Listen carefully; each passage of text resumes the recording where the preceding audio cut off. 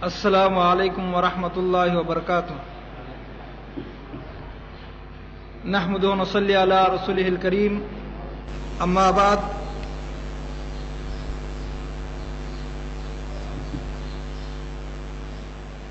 محترم حاضرین، علماء اکرام، فضا نشین اسلامی مائی اور بہنوں، اعلان کے مطابق آج ہمارا یہ پروگرام مسجد اہل حدیث کولار میں منعقد کیا گیا ہے۔ جیسا کہ آپ جانتے ہیں، فضیلت الشیخ حافظ جلال الدین صاحب قاسمی حفظہ اللہ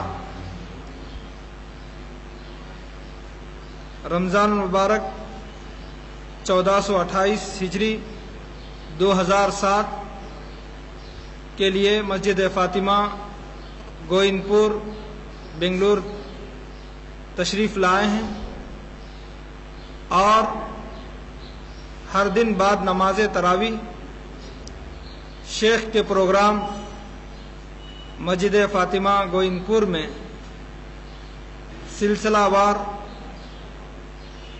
چل رہے ہیں۔ ہم نے مناسب سمجھا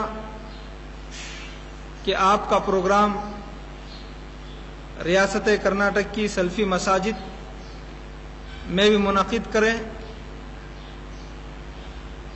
تو آج کا یہ پروگرام مسجد اہل حدیث کولار میں طے کیا گیا ہے، جس کا عنوان ہے علم غیب اور اس کی حقیقت۔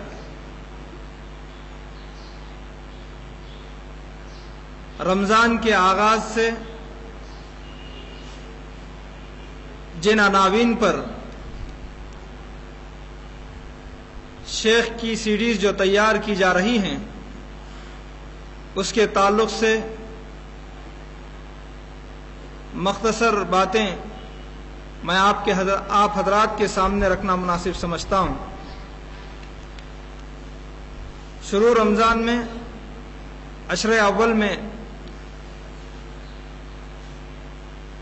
آپ جن عناوین پر خطاب فرمائے ہیں، اس کی فہرست یوں ہے: لا الہ الا اللہ کے تقاضے، رمضان کی فضیلت، اتباع رسول صلی اللہ علیہ وسلم، عظمت صحابہ، محبت رسول صلی اللہ علیہ وسلم، جہاد اور دہشت گردی، انسانی زندگی میں شرک کے اثرات، اتحاد و اتفاق وقت کا اہم تقاضا، میاں بیوی کے حقوق، سودی کاروبار کی مذمت، قلب قرآن و حدیث کی روشنی میں، اور تربیت اولاد اور حقوق الوالدین، ایصال ثواب،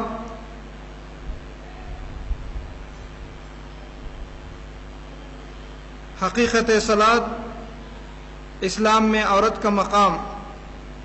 ان عناوین پر شیخ نے مدلل اور مؤثر خطاب عوام کے سامنے پیش کیے ہیں۔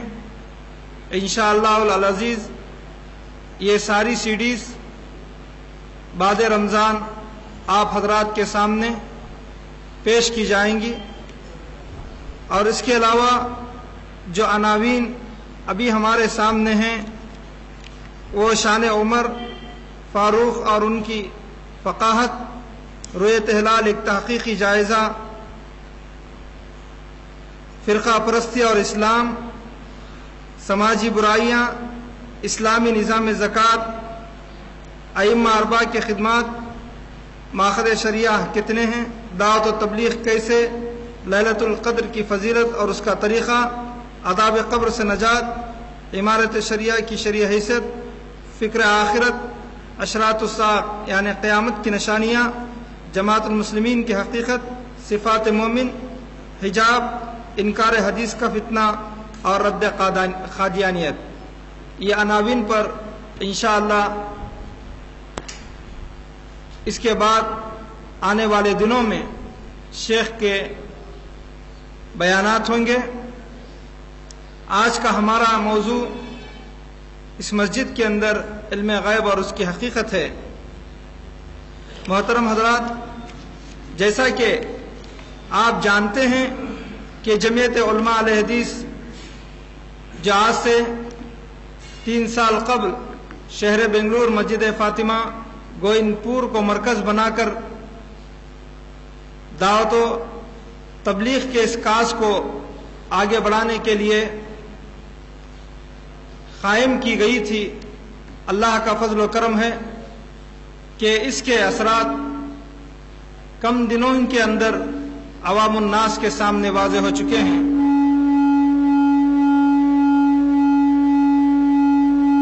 ہماری جو کانفرنسیں ہوئی ہیں، جس کی سیریز اور کیسٹس آپ کے سامنے آ چکی ہیں،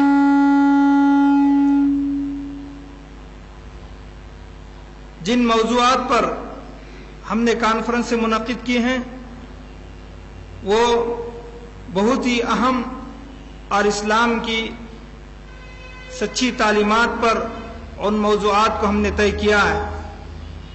سب سے پہلے عبادت کس کی اور کیسے، یہ کانفرنس دارالسلام کوئنس روڈ میں منعقد ہوئی، جو جمعیت علماء اہل حدیث کی پہلی کانفرنس تھی۔ پھر اس کے بعد تاریخ حدیث کانفرنس جو گرو نانک بھون ملرس روڈ میں منعقد ہوئی، معجزات قرآن کانفرنس امبیڈکر بھون وسنت نگر بنگلور، تاریخ اہل حدیث conference town hall city market Bangalore, اتحاد امت کانفرنس چھوٹا میدان شیواجی نگر بنگلور، رویت ہلال کانفرنس امبیڈکر بھون وسنت نگر بنگلور، محبت رسول صلی اللہ علیہ وسلم پانڈو پور، مقام انبیاء کانفرنس امبیڈکر بھون وسنت نگر بنگلور، خاتم الانبیاء کانفرنس گرو نانک بھون ملرس روڈ بنگلور، 12 مسائل 20 لاکھ انعام کا پوسٹ مارٹم مسجد فاطمہ گوئن پور، مفید چیز کی حرص کر مسجد فاطمہ گوئن پور، پیغام اسلام کانفرنس گرو نانک بھون ملرس روڈ، انسانی زندگی میں علم دین کی اہمیت دارالسلام کوئنس روڈ بنگلور۔ یہ ہمارے کانفرنسوں کی مختصر تفصیل تھی۔ ابھی جو رمضان مبارک میں جن عناوین پر ہمارے پروگرام طے کیے گئے ہیں اس کی سیڈیز تیار کی جا رہی ہیں۔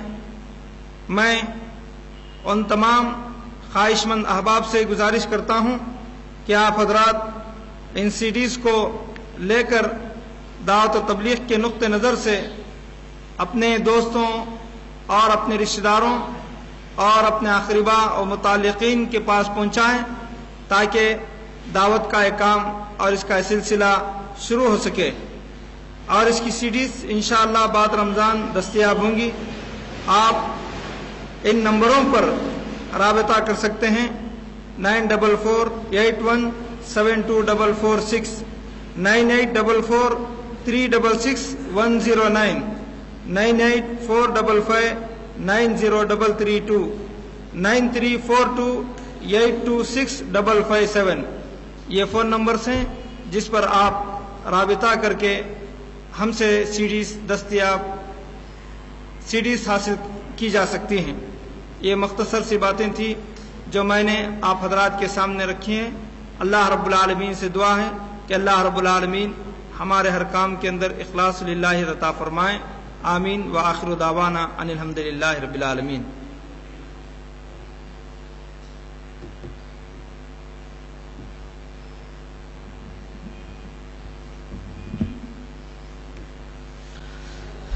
السلام علیکم ورحمۃ اللہ وبرکاتہ۔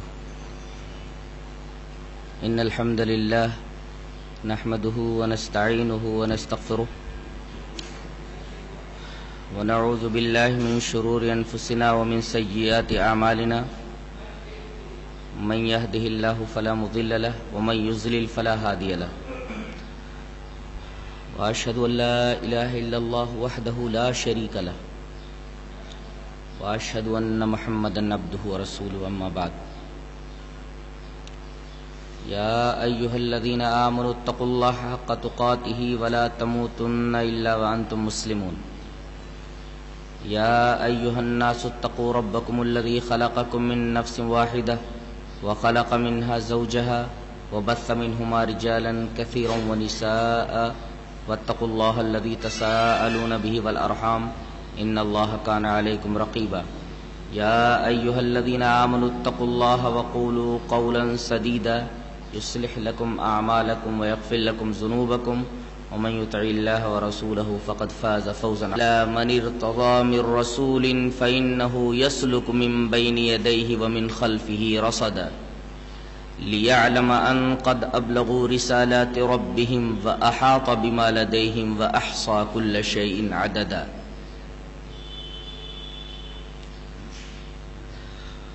حضرات علماء کرام،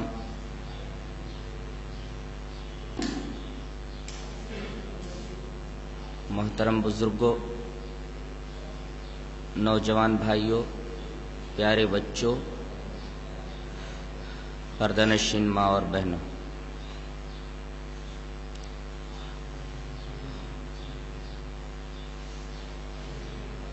جیسا کہ آپ کو علم ہے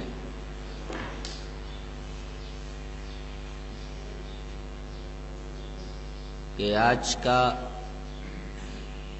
موضوع بحث علم غیب ہے۔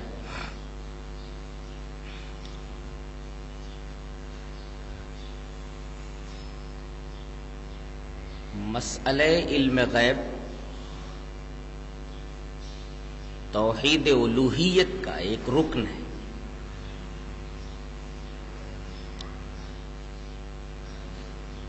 جو آدمی اللہ کے علاوہ کسی اور میں علم غیب ثابت کرنے کی کوشش کرتا ہے،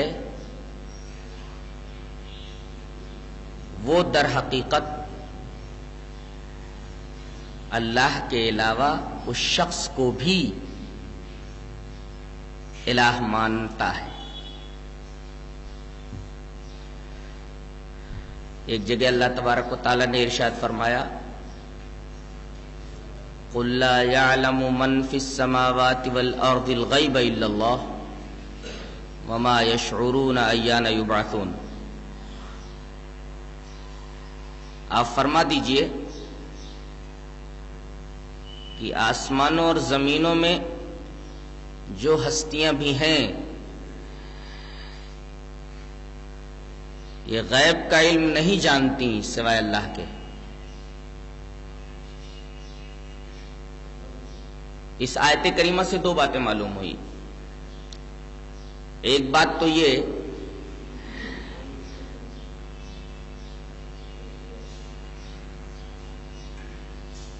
کہ مسئلہ علم غیب یہ توحید الوہیت کا ایک رکن ہے، اور دوسری بات یہ معلوم ہوئی کہ جو شخص اللہ کے علاوہ کسی اور کے تعلق سے یہ عقیدہ رکھتا ہے کہ اسے بھی غیب کا علم ہے، وہ اس کو الہ تسلیم کرتا ہے۔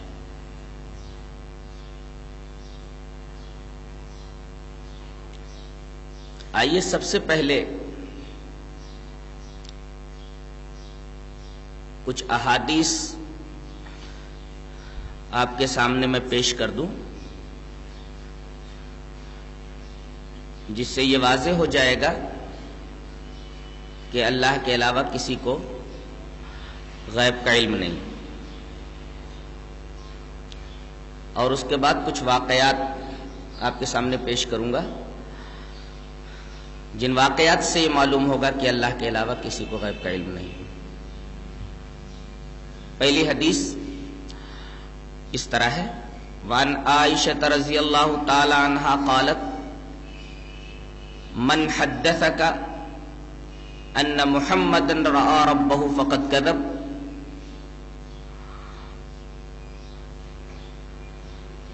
وهو يقول لا تدركه الابصار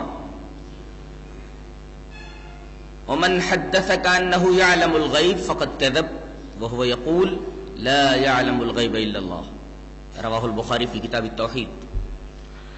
حضرت عائشہ رضی اللہ تعالی عنہ فرماتی ہیں کہ جو شخص تم سے یہ کہے کہ رسول اللہ صلی اللہ علیہ وسلم نے اپنے سر کی آنکھوں سے اللہ تبارک و تعالیٰ کو دیکھا ہے، وہ شخص جھوٹ بولتا ہے، اس لیے کہ اللہ تبارک و تعالیٰ کا ارشاد ہے کہ اسے آنکھیں نہیں دیکھ سکتی، دیکھنے کا مطلب آنکھیں اس کا ادراک نہیں کر سکتی۔ آگے آپ نے یہ فرمایا کہ جو شخص تم سے یہ کہے کہ رسول اللہ صلی اللہ علیہ وسلم کو غیب کا علم تھا، وہ بھی جھوٹ بولتا ہے، اس لیے کہ اللہ فرماتا ہے لا يعلم الغیب الا اللہ، اللہ کے علاوہ کوئی علم غیب نہیں رکھتا۔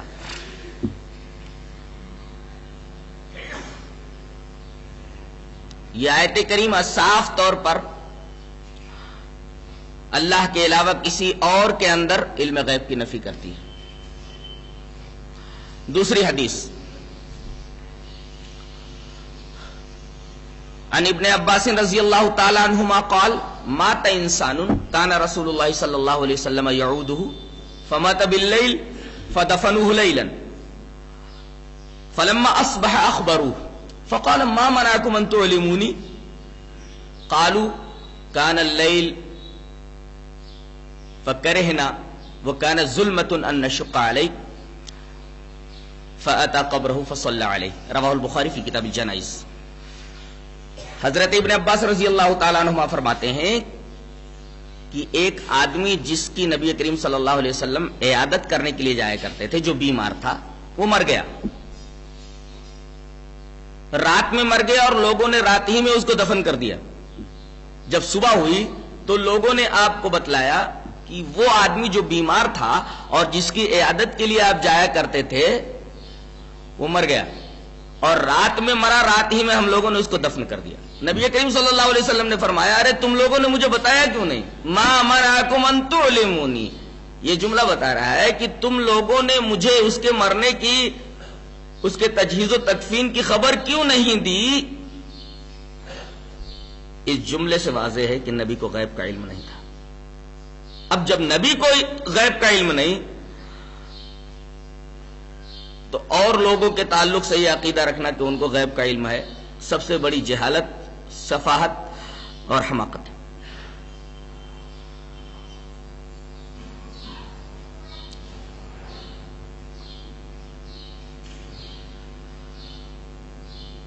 یہ دو حدیثیں واضح طور پر یہ بتاتی ہیں کہ نبی کریم صلی اللہ علیہ وسلم کو غیب کا علم نہیں تھا۔ کچھ واقعات بھی اس بات کی تائید کرتے ہیں۔ مسلم کی ایک روایت ہے کہ حضرت میمونہ رضی اللہ تعالی عنہا، جو آپ کی زوجہ محترمہ تھیں، ان کے ہاں آپ ایک مرتبہ گئے، جانے کے بعد بڑی دیر تک آپ کے چہرے پر اداسی چھائی رہی۔ حضرت میمونہ نے پوچھا کہ اللہ کے رسول آپ کچھ اداس دکھ رہے ہیں۔ نبی کریم صلی اللہ علیہ وسلم نے فرمایا اس کی وجہ یہ ہے کہ جبرائیل نے آج مجھ سے ملنے کا وعدہ کیا تھا، پتہ نہیں کیوں نہیں آئے۔ اس لیے کہ فرشتہ وعدے کی خلاف ورزی نہیں کرتا۔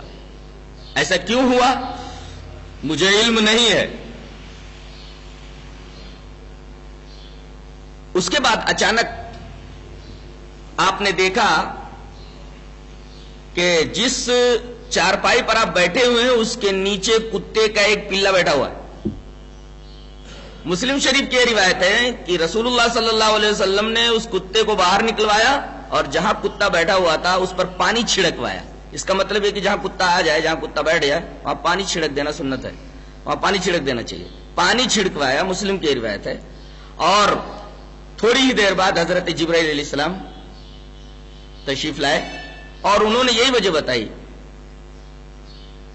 کہ میں آنے والا تھا لیکن کمرے میں اس وجہ سے داخل نہیں ہوا اس لیے کہ وہاں کتا بیٹھا ہوا تھا۔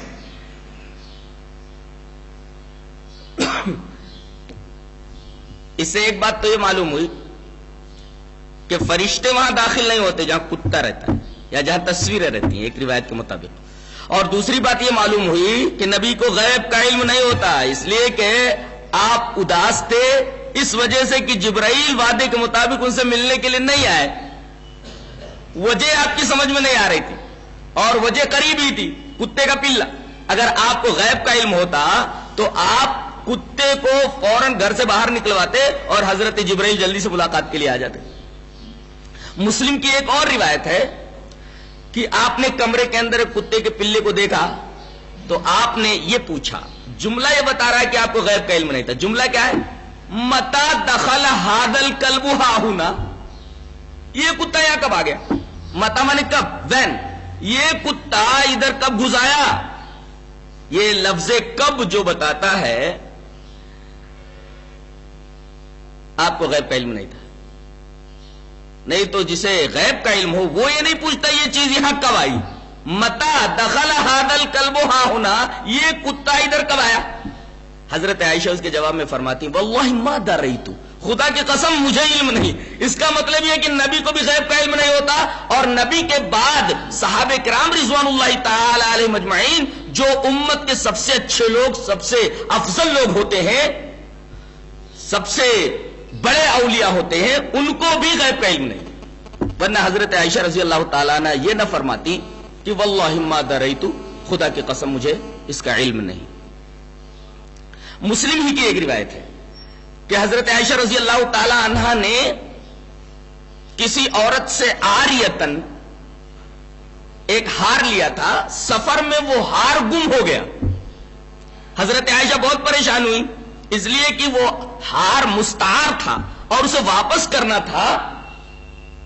گم ہو جانے پر انہیں بڑی فکر لاحق ہوئی.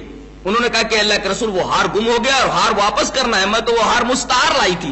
نبی کریم صلی اللہ علیہ وسلم نے حکم دیا کہ اسے تلاش کیا جائے. تلاش کیا جائے، یہ کہنا تلاش کیا جائے نبی کریم صلی اللہ علیہ وسلم کے بارے میں علم غیب کی نفی ہو جاتی ہے. ورنہ جسے غیب کا علم ہو وہ یہ بتا دے گا ہار وہاں پڑا ہوا جا کر کے لے لو. وہ یہ نہیں کہتا اسے تلاش کرو. امتیوں کے سپرد یہ بات نہ کرتا کہ اس ہار کو تم تلاش کر کے لاؤ. اس لیے کہ اگر آپ کو غیب کا علم ہوتا تو آپ صحابہ کرام کو پریشان نہ کرتے بلکہ فرما دیتے کہ ہار وہاں پڑا ہوا جا کر کے لے آؤ.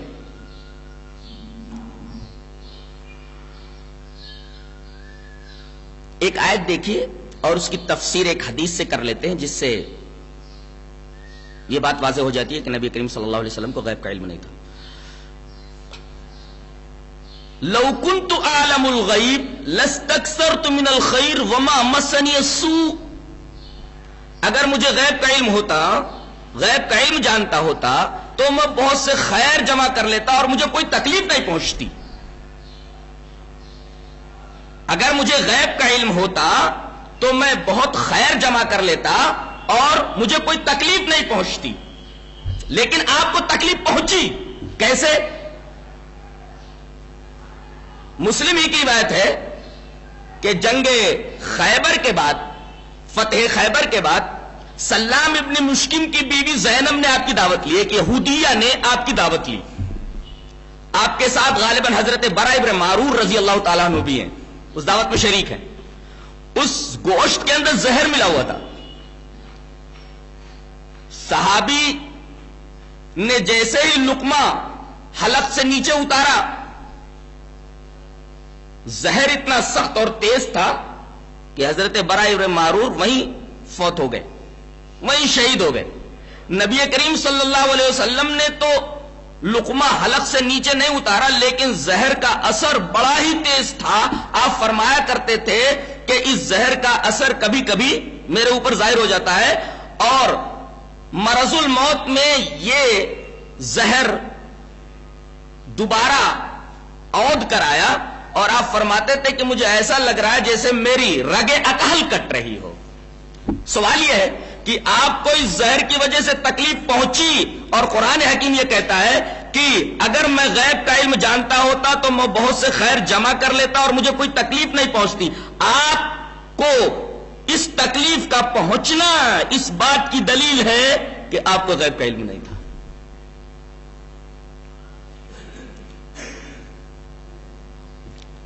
ایک حدیث پاک اور لے لیں. بعض لوگ یہ عقیدہ رکھتے ہیں کہ نبی کریم صلی اللہ علیہ وسلم جب تک زندہ تھے تب تک علم غیب کلی آپ کو نہیں تھا، لیکن انتقال کے بعد آپ کو علم غیب کلی عطا کر دیا گیا. اس کا رد ایک حدیث پاک سے ہوتا ہے اور ایک آیت کریمہ سے. پہلے آیت کریمہ پیش کرتا ہوں. یوم یجمع اللہ الرسل فیقول ماذا اجبتم قالوا لا علم لنا انک انت علام الغیوب. جس دن اللہ تبارک و تعالی رسولوں کو جمع کرے گا اور وہ پوچھے گا ماذا اجبتم، تمہاری امتوں کی طرف سے تمہیں کیا جواب ملا، تو قالوا تمام کے تمام رسول یہ بولیں گے لا علم لنا، ہمیں اس بات کا علم نہیں ہے، جس میں جناب محمد رسول اللہ صلی اللہ علیہ وسلم بھی ہوں گے، اس لیے کہ الرسل کا جو لفظ ہے وہ عموم پر دلالت کر رہا ہے. سارے کے سارے رسولوں سے یہ بات پوچھی جائے گی کہ تمہاری امتوں کی طرف سے تمہیں کیا جواب ملا، تو تمام رسول یہ بولیں گے کہ ہمیں علم نہیں. اس کا مطلب یہ کہ انتقال کے بعد بھی انہیں علم غیب کلی نہیں ملا.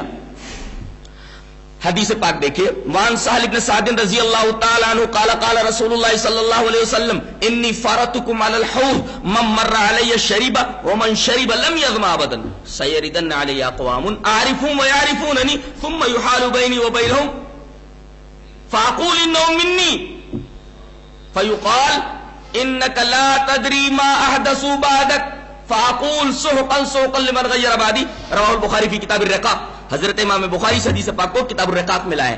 سہل بن سعد ساعدی فرماتے ہیں کہ رسول اللہ صلی اللہ علیہ وسلم نے فرمایا میں تم سے پہلے حوض کوثر پر پہنچ جاؤں گا تو جو میرے پاس سے حوض کوثر کے پاس سے گزرے گا وہ میرے ہاتھ سے جام لے گا، پیے گا، اور جو ایک مرتبہ میرے ہاتھ سے جام کوثر پی لے گا اسے کبھی پیاس نہیں لگے گی. لم یظمأ ابدا، بخاری کی روایت. اتنے میں کچھ لوگ آتے دکھائی دیں گے اور میں انہیں پہچان رہا ہوں گا، وہ مجھے پہچان رہے ہوں گے، یعنی وہ میرے امتی ہوں گے. جیسے ہی وہ میرے قریب آنا چاہیں گے فرشتے ان کو روک دیں گے. میں کہوں گا ارے بھائی ان کو آن دو. فاقول انہم منی، میرے امتی ہے یہ. فیقال، تو آپ سے فرشتے یہ بولیں گے انک لا تدری ما حدثوا بعدک، آپ کو علم نہیں ہے کہ انہوں نے آپ کے بعد کیا کیا بدعتیں ایجاد کر لی تھی، یہ بدعتی لوگ ہیں. اس کا مطلب یہ کہ نبی کو انتقال کے بعد بھی غیب کا علم نہیں ملا، انتقال سے پہلے بھی علم غیب کلی نہیں تھا، علم غیب آپ کو حاصل نہیں تھا، اور انتقال کے بعد بھی آپ کو غیب کا علم نہیں تھا. اس لیے کہ فرشتے یہ بول رہے ہیں کہ آپ کو یہ علم نہیں، آپ کو اس بات کا علم نہیں کہ انہوں نے آپ کے انتقال کے بعد کیا کیا چیزیں دنیا میں دین کے نام پہ ایجاد کر لی تھی. یہ سارے کے سارے بدعتی لوگ ہیں. نبی کریم صلی اللہ علیہ وسلم یہ سن کر فرمائیں گے سحقا سحقا لمن غیر بعدی، ارے ہٹاؤ ہٹاؤ ان کو جنہوں نے میرے بعد دین کے اندر تبدیلیاں کر دی تھی. اس آیت اور اس حدیث سے معلوم یہ ہوا کہ آپ کو انتقال کے بعد بھی علم غیب نہیں دیا گیا. آئیے پہلے کچھ منتخب آیات دیکھ لیتے ہیں، چیدہ چیدہ آیات جن سے واضح ہو جاتا ہے کہ علم غیب یہ مخصوصات خداوندی میں سے ہے. اللہ تبارک و تعالیٰ کے ساتھ یہ علم خاص ہے. غیب کا علم صرف اللہ ہی کو ہے. اللہ ایک جگہ ارشاد فرماتا ہے فَقُلْ إِنَّمَا الْغَيْبُ لِلَّهِ فَانْتَظِرُوا إِنِّي مَعَكُمْ مِنَ الْمُنْتَظِرِينَ. تو آپ فرما دیجئے کہ غیب کا علم اللہ ہی کو ہے. انما کا مفاد یہ ہے کہ مبتدا خبر میں محصور ہو جاتا ہے. انما الغیب للہ، غیب اللہ ہی کو ہے، اللہ ہی کو ہے. انما جو حصر کے لیے آتا ہے یہ بتاتا ہے کہ علم غیب یہ خاص خداوندی میں سے ہے، علم غیب اللہ کے علاوہ کسی کو حاصل نہیں. ایک جگہ اس طرح ارشاد فرمایا گیا قُلْ لَا يَعْلَمُ مَنْ فِي السَّمَاوَاتِ وَالْأَرْضِ الْغَيْبَ إِلَّا اللَّهُ. پہلے نفی عام ہے، نفی عام کے بعد لفظ استثناء سے یہ بات بتا دی گئی کہ غیب کا علم اللہ کے ساتھ خاص ہے. آپ کہہ دیجئے کہ زمینوں اور آسمانوں میں جو ہستیاں ہیں اللہ کے علاوہ ان میں سے کسی کو غیب کا علم نہیں ہے. لا کر کے اللہ کے ذریعے استثناء کرنا در حقیقت مفید حصر ہوتا ہے، اور یہ حصر بتا رہا ہے کہ اللہ کے علاوہ کسی کو غیب کا علم نہیں. سورہ الف لام میم سجدہ کے اندر اللہ تبارک و تعالی نے ارشاد فرمایا فلا تعلم النفس ما اخفی لهم من قرۃ اعین جزاء بما كانوا يعملون. کسی نفس کو اس بات کا علم نہیں ہے کہ اللہ تبارک و تعالی نے جنت میں جنتیوں کے لیے کیا کیا آنکھوں کی ٹھنڈکیں بنائی ہیں، کیا کیا آنکھوں کی ٹھنڈک رکھی ہے. یہ دیکھیے اب لا کے بعد نکرہ ہے، اور عربی کا طالب علم جانتا ہے کہ نکرہ اگر تحت النفی ہے تو عموم کا فائدہ دیتا ہے. فلا تعلم نفس، کسی بھی نفس کو یہ علم نہیں ہے. اس کا مطلب یہ ہوا کہ اللہ کے علاوہ کسی کو غیب کا علم نہیں.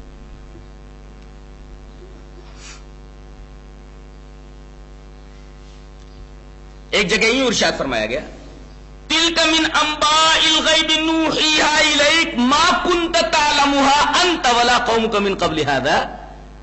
یہ غیب کی خبریں ہیں، ان غیب کی خبروں کو ہم آپ کی طرف وحی کر رہے ہیں. ما کنت تعلمها انت ولا قومک من قبل هذا. میرے اس خبر دینے سے پہلے نہ تو آپ کو اس واقعے کا علم تھا نہ تو آپ کی قوم کو. صاف صاف یہ بتا دیا گیا رسول کو خطاب کر کے کہ نوح کا یہ جو قصہ بیان کیا گیا ہے، اس قصے کا علم، اس واقعے کا علم میرے اس خبر دینے سے پہلے نہ تو آپ کو تھا نہ آپ کی قوم کو تھا. یہ آیت بالکل صریح ہے اور واضح ہے کہ اللہ کے علاوہ غیب کا علم کسی کو نہیں. جس کو جو کچھ علم ہوا وہ اللہ تبارک و تعالیٰ کے بتانے سے اور خبر دینے سے ہوا.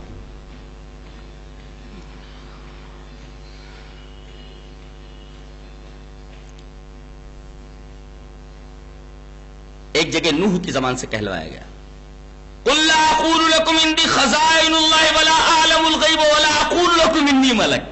عجیب بات تو یہ ہے کہ تینوں یہ عقیدے جو یہاں بیان کیے گئے ہیں مسلمانوں کے اندر یہ تینوں عقیدے موجود ہیں. رسول اللہ صلی اللہ علیہ وسلم باتائے الہی مختار کل ہیں. پہلے جملے کے اندر اس کی تردید ہے. آپ فرما دیجئے لا اقول لکم، میں تم سے یہ نہیں کہتا عندی خزائن اللہ، میرے پاس اللہ کے خزانے ہیں. اللہ، میرے پاس اللہ کے خزانے ہیں، میں یہ نہیں بولتا. اللہ تبارک و تعالیٰ نے کہلوا دیا تمام نبیوں سے کہ تم کہہ دو کہ نبی کے پاس خزانے نہیں ہوتے کہ وہ جس کو چاہے دے جس کو چاہے نہ دے. خزانے صرف اللہ کے پاس ہیں. قُلْ لَا أَقُولُ لَكُمْ عِنْدِي خَزَائِنُ اللَّهِ، باتائے الہی بھی مختار کل نہیں ہوتا. اور وَلَا أَعْلَمُ الْغَيْبَ، نہ تو میں غیب جانتا ہوں. وَلَا أَقُولُ لَكُمْ إِنِّي مَلَكٌ، یہ بھی نہیں کہتا کہ میں فرشتہ ہوں، میں نور کا بنا ہوا ہوں. یہ تینوں عقیدے بدقسمتی سے امت مسلمہ میں موجود ہیں. یہ عقیدہ موجود ہے کہ رسول اللہ صلی اللہ علیہ وسلم باتائے الہی مختار کل ہیں. یہ عقیدہ بھی موجود ہے کہ رسول اللہ صلی اللہ علیہ وسلم اولیاء انبیاء سب کو غیب کا علم ہے. اور تیسرے یہ کہ نبی نور کے بنے ہوئے ہیں، جبکہ یہ کہہ دیا گیا کہ میں فرشتہ نہیں ہوں، اس لیے کہ فرشتہ نور سے بنا ہوا ہوتا ہے.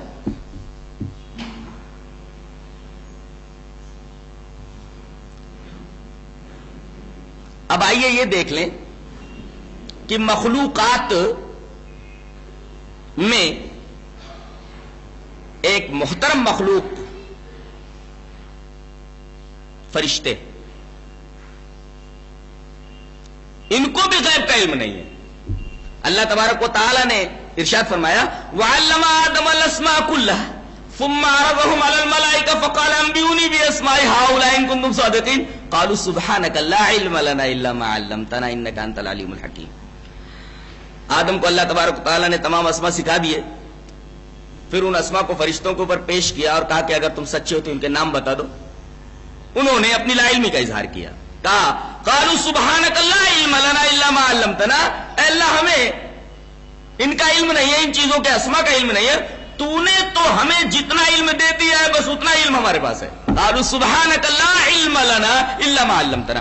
یہ نوری مخلوق ہے جس کی زبان سے کہلوا دیا گیا کہ نوری مخلوق کو یعنی فرشتوں کو بھی غیب کا علم نہیں ہے، انہیں اتنا ہی علم ہے جتنا اللہ تبارک و تعالیٰ نے بتا دیا. اس کے بعد ایک ناری مخلوق ہے، جنوں کی تخلیق آگ سے ہوئی ہے، یہ نار سے بنائی ہوئی، آگ سے بنائی ہوئی مخلوق ہے. اس کے بارے میں سورہ سبا کے اندر اللہ تبارک و تعالیٰ نے ارشاد فرمایا کہ اللہ تبارک و تعالیٰ نے جنوں کو مسخر کر دیا تھا حضرت سلیمان علیہ السلام کے لیے، جو چاہتے آپ جنوں سے کام لیتے. آپ کو بیت المقدس کی تعمیر کرنی تھی. بیت المقدس کی تعمیر کے لیے بہت دور دور سے پہاڑوں پر سے بڑے بڑے پتھر اٹھا کر لانے پڑتے تھے، اور یہ کام حضرت جنوں سے لیا کرتے تھے. اسی دوران ان کی موت آ گئی. اپنے حجرے میں کھڑے ہوئے ہیں، اور حجرہ ایسی جگہ پر تھا کہ آپ جنوں کے اوپر اور تعمیر کے اوپر پوری نگاہ رکھ رہے تھے، اور جن بھی آپ کو مسلسل دیکھ رہے تھے کہ آپ وہاں موجود ہیں. اسی دوران جبکہ آپ اپنی لاٹھی کے اوپر، اپنی عصا کے اوپر کھڑے ہوئے ہیں، موت آ گئی. اللہ تبارک و تعالی نے ان کو اس طریقے سے اس لاٹھی کے اوپر کھڑا کر رکھا کہ جن یہ سمجھتے رہے کہ یہ آدمی زندہ ہے، حضرت سلیمان زندہ ہے، اور وہ کام مسلسل کرتے رہے. اس طرح بیت المقدس کی تعمیر ہوئی. اللہ تبارک و تعالی نے اس واقعے کو اس طرح نقل فرمایا ہے، فلما قضینا علیہ الموت ما دلهم علی موته الا دابۃ الارض تاکل من ساعته فلما خر تبینت الجن ان لو كانوا يعلمون الغیب ما لبثوا في العذاب المهین. کہتے ہیں کہ اسی دوران جب بیت المقدس کی تعمیر ہو رہی تھی اور حضرت سلیمان کی یہ تمنا تھی کہ میری حیات ہی میں یہ کام مکمل ہو جائے، لیکن اسی دوران اللہ کی طرف سے ان کا بلاوا آ گیا.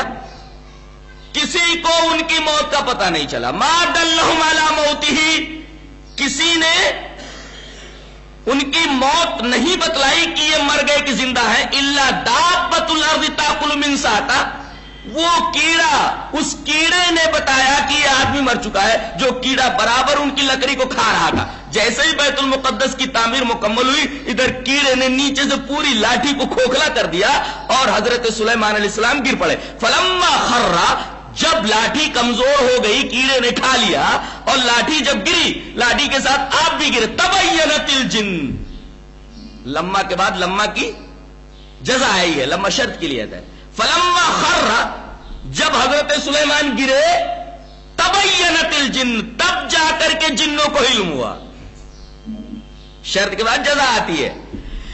جب وہ گرے تب جنوں کو علم ہوا کہ ارے یہ آدمی تو بہت پہلے ہی مر چکا تھا،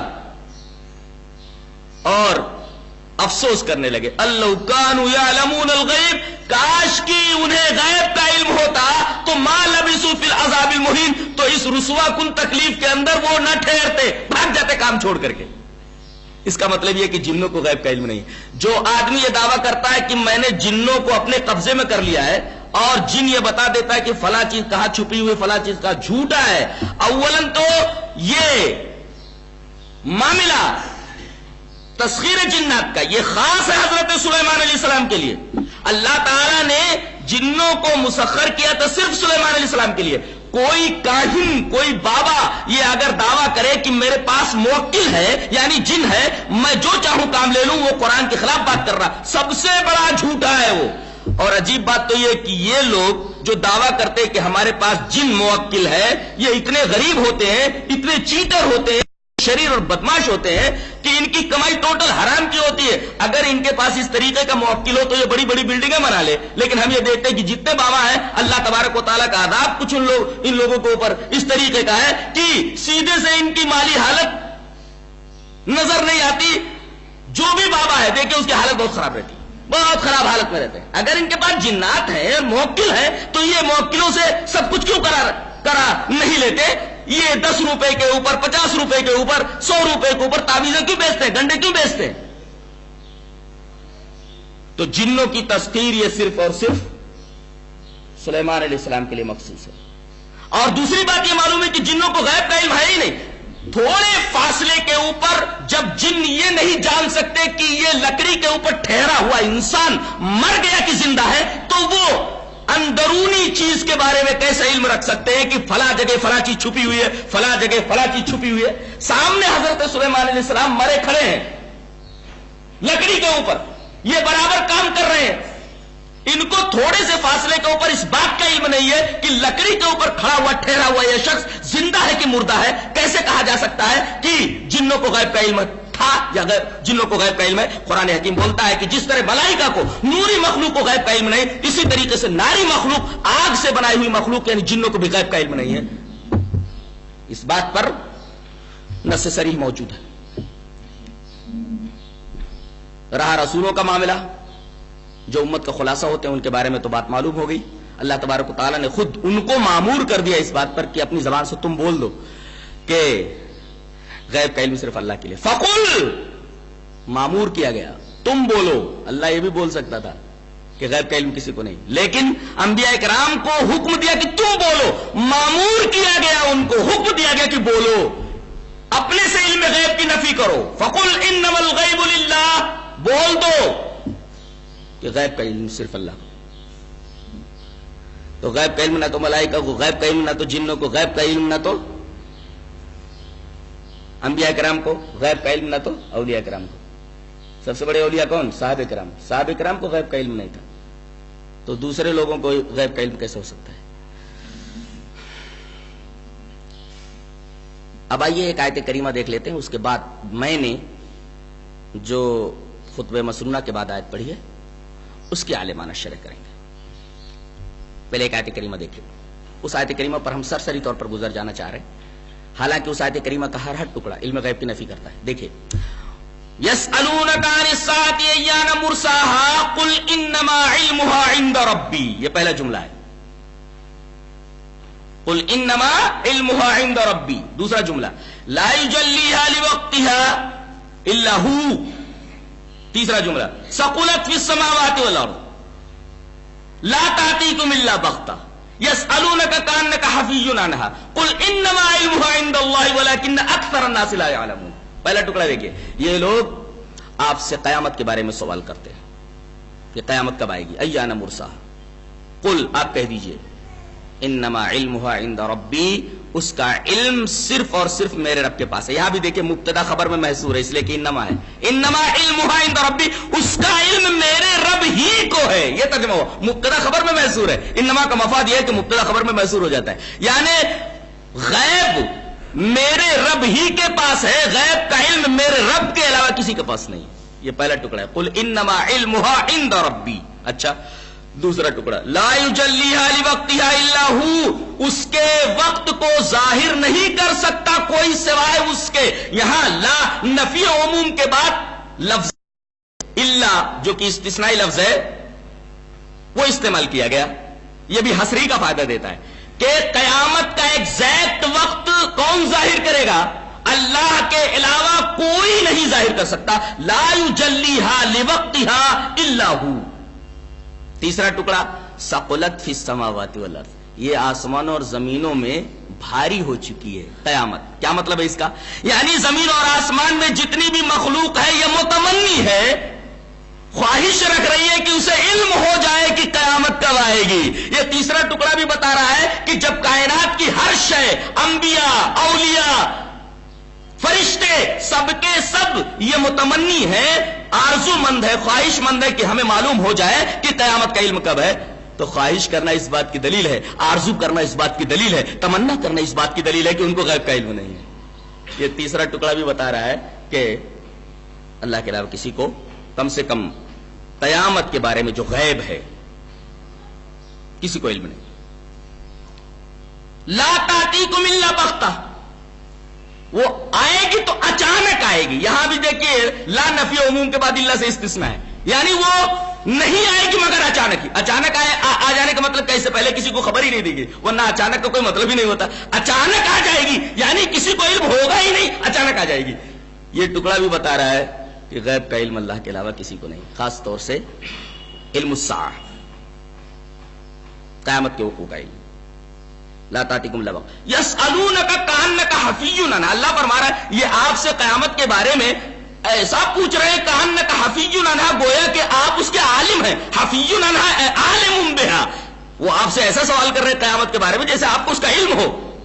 یہ انداز بیان بتا رہا ہے کہ آپ کو اس کا علم نہیں ہے. یسألونک، وہ آپ سے غیب کے بارے میں یعنی علم الساعہ کے بارے میں یہ پوچھ رہے ہیں کأنک حفی عنہا، جیسے آپ کو اس کا علم ہو. انداز بیان بتا رہا ہے کہ نبی کو کم سے کم علم الساعہ کے بارے میں علم نہیں ہے. حفی عنہا عالم بہا، وہ آپ سے اس طرح سوال کرے گویا آپ جانتے ہو اس کے بارے میں، یعنی آپ کو اس کا علم نہیں ہے. یہ طرز تعبیر، یہ طرز ادا، یہ اسلوب بتا رہا ہے، یہ انداز بیان بتا رہا ہے کہ آپ کو غیب کا علم نہیں. خاص طور سے علم الساعہ کے بارے میں. یسألونک کأنک حفیظ عنہ. اس کے بعد آخری ٹکڑا قل انما علمها عند اللہ. انما کے ذریعے پھر حصر کیا گیا، اس کا علم اللہ ہی کے پاس ہے. اچھا اگر کوئی اس کے خلاف عقیدہ رکھے تو اللہ نے فرمایا جاہل ہے، اس کے پاس علم نہیں ہے. ولیکن اکثر الناس لا یعلمون، لیکن اکثریت اس بات کو نہیں جانتی کہ کیا نہیں جانتی کہ غیب کا علم مخصوصات خداوندی میں سے ہے. یہ آخری ٹکڑا بھی بتا رہا ہے ولیکن اکثر الناس لا یعلمون کا ٹکڑا بھی بتا رہا ہے کہ غیب کا علم اللہ کے علاوہ کسی کو نہیں. جو ایسا عقیدہ رکھے وہ جاہل ہے، اس کے پاس علم نہیں ہے. علم کس بات کا نہیں ہے کہ غیب کا علم مخصوصات خداوندی میں سے، غیب کا علم اللہ کے ساتھ مخصوص ہے. اس آیت کریمہ کا ٹکڑا ٹکڑا بتا رہا ہے کہ غیب کا علم صرف اور صرف اللہ تبارک و تعالیٰ کو ہے. اب آئیے اس ٹکڑے کی طرف جو ہم نے خطبہ مسنونہ کے بعد آپ کے سامنے پیش کیا تھا. پہلے ترجمہ دیکھ لیتے ہیں اس کا. پہلے ایک دفعہ ان آیتوں کو پڑھ دوں، اس کے بعد ترجمہ کرتا ہوں.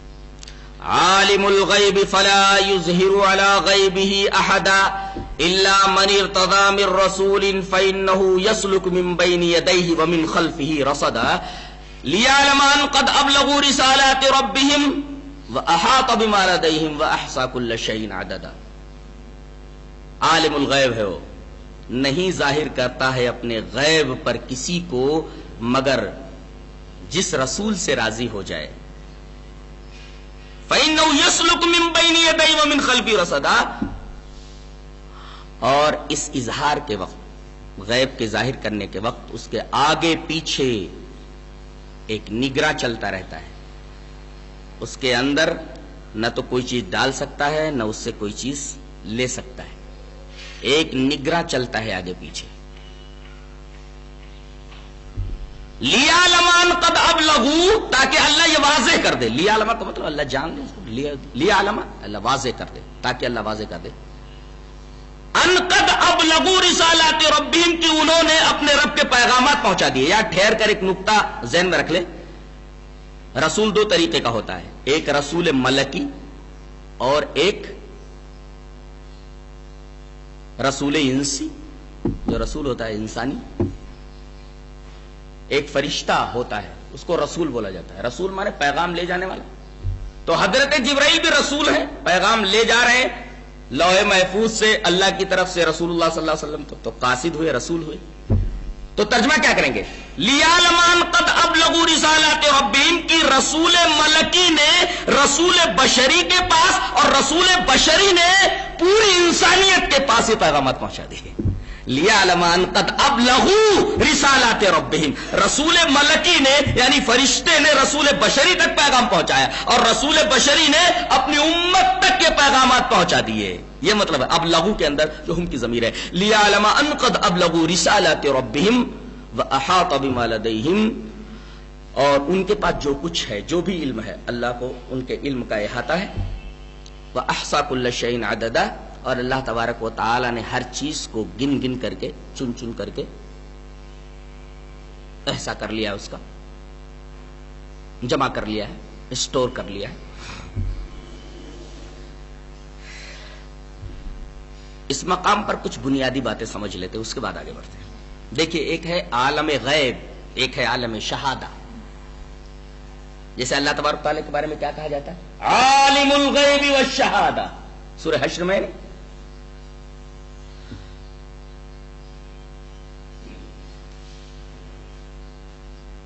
اب عالم الغیب والشہادہ، غیب اور شہادہ کیا ہے اس کو سمجھ لیا جائے. اپنی آنکھوں سے ہم جو کچھ دیکھ رہے ہیں وہ عالم شہادہ ہے. ہماری آنکھوں سے جو کچھ نظر آتا ہے وہ عالم شہادہ ہے. اور ہمارے حواس کے ادراک سے جو چیز ماورا ہے، جسے ہمارے حواس نہیں پا سکتے، وہ سب عالم غیب ہے. جو کچھ ہمیں نظر آتا ہے وہ سب عالم شہادہ ہے. اور جو چیزیں ہمارے حواس کے ادراک سے ماورا ہے وہ سب عالم غیب ہے. یہ عالم شہادہ اور عالم غیب میں فرق ہوا. بالفاظ دیگر، جو چیزیں ہمارے دائرے حواس میں ہیں عالم شہادہ ہے، اور جو چیزیں ہمارے دائرے حواس سے باہر ہیں اور حواس کے ادراک کے دائرے سے باہر ہیں، وہ سب عالم غیب ہے۔ یہ عالم غیب اور عالم شہادہ کا فرق ہے جو میں نے آپ کے سامنے بیان کیا۔ غیب کی بھی کچھ قسمیں ہیں۔ مثلا غیب اس کو بھی کہتے ہیں کہ اللہ کے کچھ بندوں کو وہ چیز معلوم رہی ہو اور بہت سارے لوگوں کو نہ معلوم رہی ہو۔ مثلا حضرت یوسف علیہ السلام کا قصہ، اللہ تبارک و تعالیٰ نے فرمایا کہ اے نبی، یہ قصہ بیان کرنے سے پہلے آپ اس قصے سے غافل تھے، لیکن حضرت یوسف کے زمانے میں جو لوگ تھے ان کے لیے وہ غیب نہیں تھا، وہ شہادت تھا۔ برابر ہے؟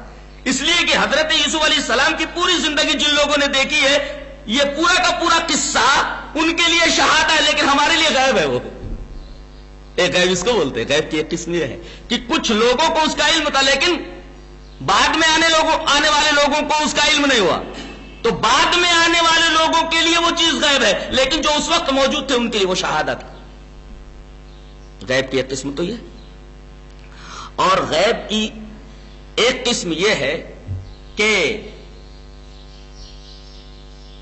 کوئی وہاں موجود نہیں تھا، کسی کو اس کا علم نہیں، لیکن عقلاً اس کا ادراک ممکن ہے۔ جیسے حضرت آدم علیہ السلام کی پیدائش، حضرت آدم علیہ السلام کی پیدائش، اگرچہ اس وقت کوئی انسان موجود نہیں تھا، اگر موجود ہوتا تو حضرت آدم کی پیدائش، آدم کو سجدہ کرنے کا معاملہ، ساری چیزیں اس کے سامنے ہوتی، لیکن اس وقت کوئی تھا نہیں، اس وجہ سے کسی کو معلوم نہیں ہوا۔ اگر کوئی ہوتا تو معلوم ہو جاتا۔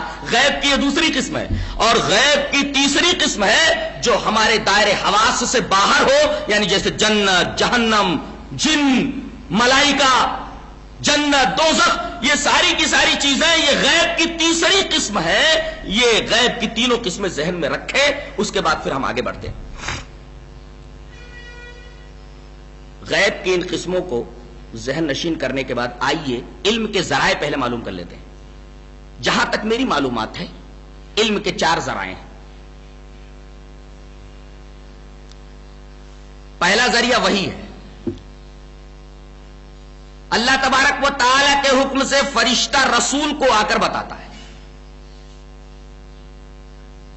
علم کا جو یہ ذریعہ ہے، وحی جسے بولتے ہیں، یہ قطعی ہوتا ہے، بالکل یقینی، اس میں اشتباہ، التباس اور کوئی شک و شبہ نہیں ہوتا، بالکل قطعی ہوتا ہے علم کا یہ ذریعہ۔ وحی جو ہے یہ علم کا ذریعہ ہے، وحی کے ذریعے ہی تو رسول کو معلوم ہوا۔ قرآن جو کچھ ہے وہ وحی کی شکل میں آیا، قرآن پورا کا پورا علم ہے۔ اب اس علم کا ذریعہ کیا تھا؟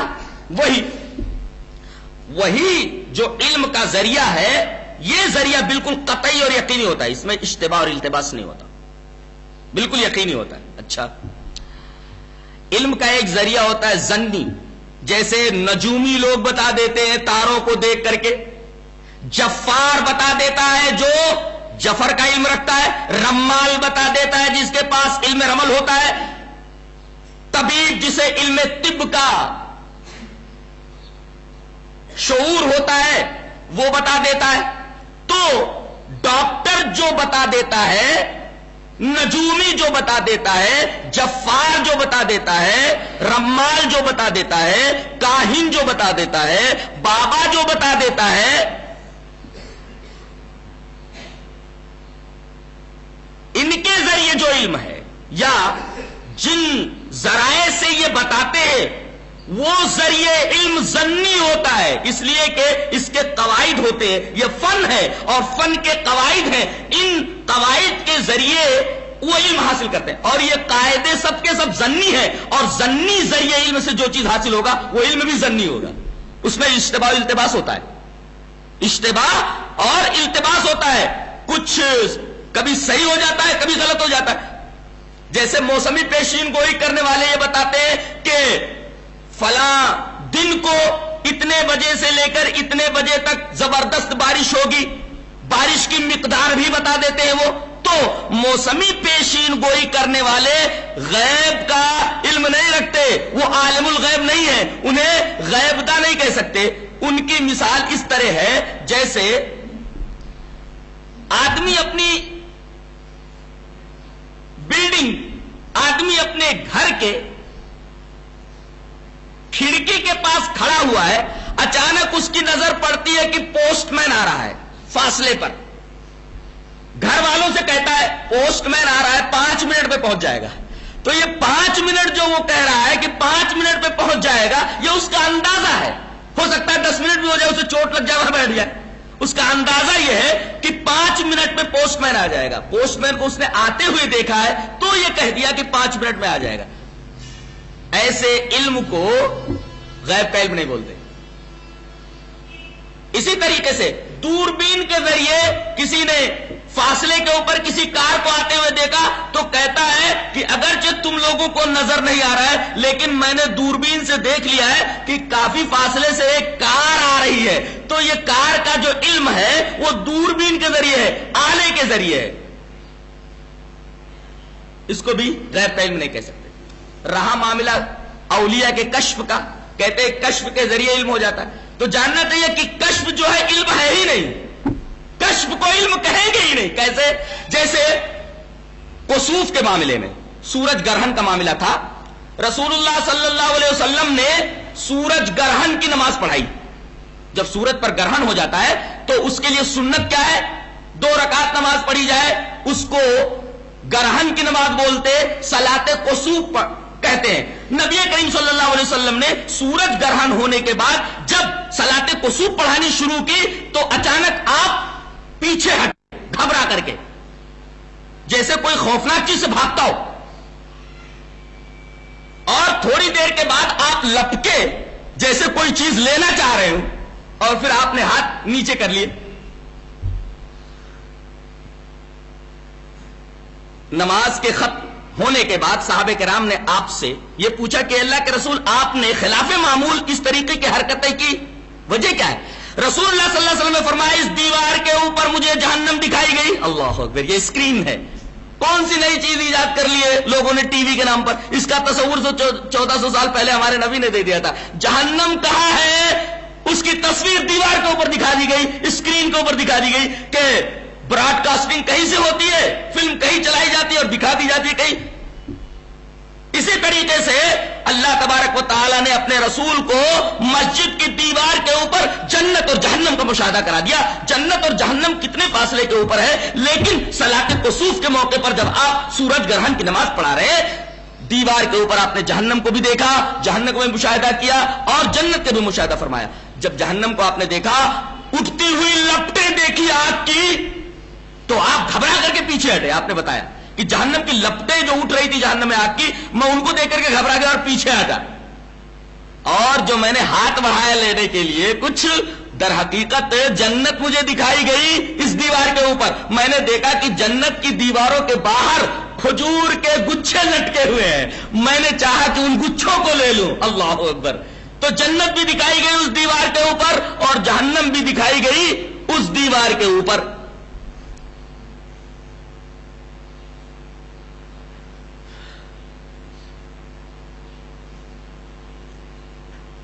غور کریں، نبی کریم صلی اللہ علیہ وسلم کو جنت کہاں ہے، جہنم کہاں ہے، اس کو دکھا دیا گیا دیوار کے اوپر. یہ کیا ہے؟ کشف ہے. اس کو کیا بولتے ہیں؟ کشف. جو چیز چھپی ہوئی ہے اس کو کھول دینا کشف ہے. جیسے دروازہ بند ہو یا پردہ ہو تو کہتے ہیں اب حجاب ہے. پردہ ہٹا دیا گیا، سامنے چیز نظر آ گئی، اس کو کہتے ہیں کشف. ایسے ہی آپ کو دیوار کے اوپر جنت نظر آئی، آپ کو دیوار کے اوپر جہنم نظر آئی، کشف ہوا. جنت اور جہنم کے درمیان اور اس دیوار کے درمیان سے سارے پردے ہٹا دیے گئے، تبھی تو جنت اور جہنم اس دیوار کے اوپر دکھائی گئی. نبی کریم صلی اللہ علیہ وسلم کو کشف کے ذریعے جنت اور جہنم کا مشاہدہ کرایا گیا. لیکن یہ علم نہیں ہے، اس وجہ سے کہ جنت اور جہنم کا علم پہلے سے آپ کو ہے.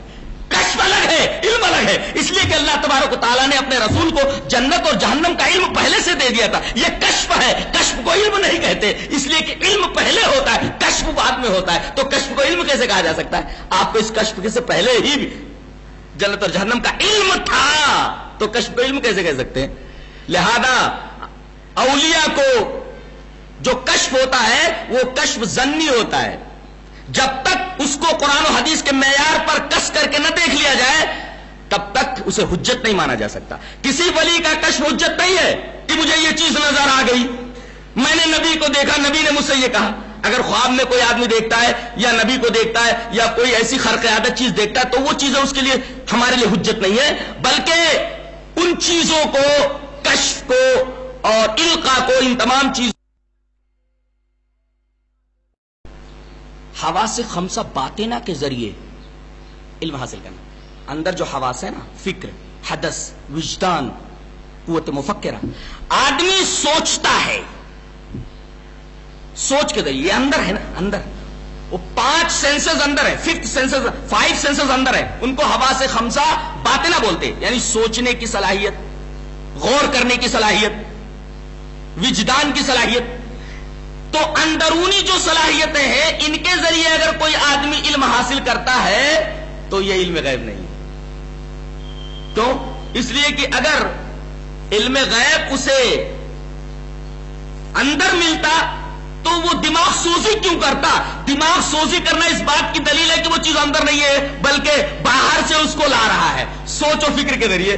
اور علم غیب جو ہوتا ہے وہ ذاتی ہوتا ہے، اندر ہوتا ہے، باہر سے اس کو نہیں لایا جاتا. تو اگر کوئی آدمی غور و فکر کر کے کوئی چیز بتاتا ہے، غور و فکر کے ذریعے کسی چیز کا علم حاصل کرتا ہے تو یہ حواس خمسہ باطنہ، اندرونی جو حواس ہیں یہ بھی ظنی ہی ہیں. اور پھر چوتھا ذریعہ علم ہے یہ حواس خمسہ ظاہرہ، چھو کر کے کسی چیز کا علم حاصل کرنا، دیکھ کر کے کسی چیز کا علم حاصل کرنا، سن کر کے کسی چیز کا علم حاصل کرنا.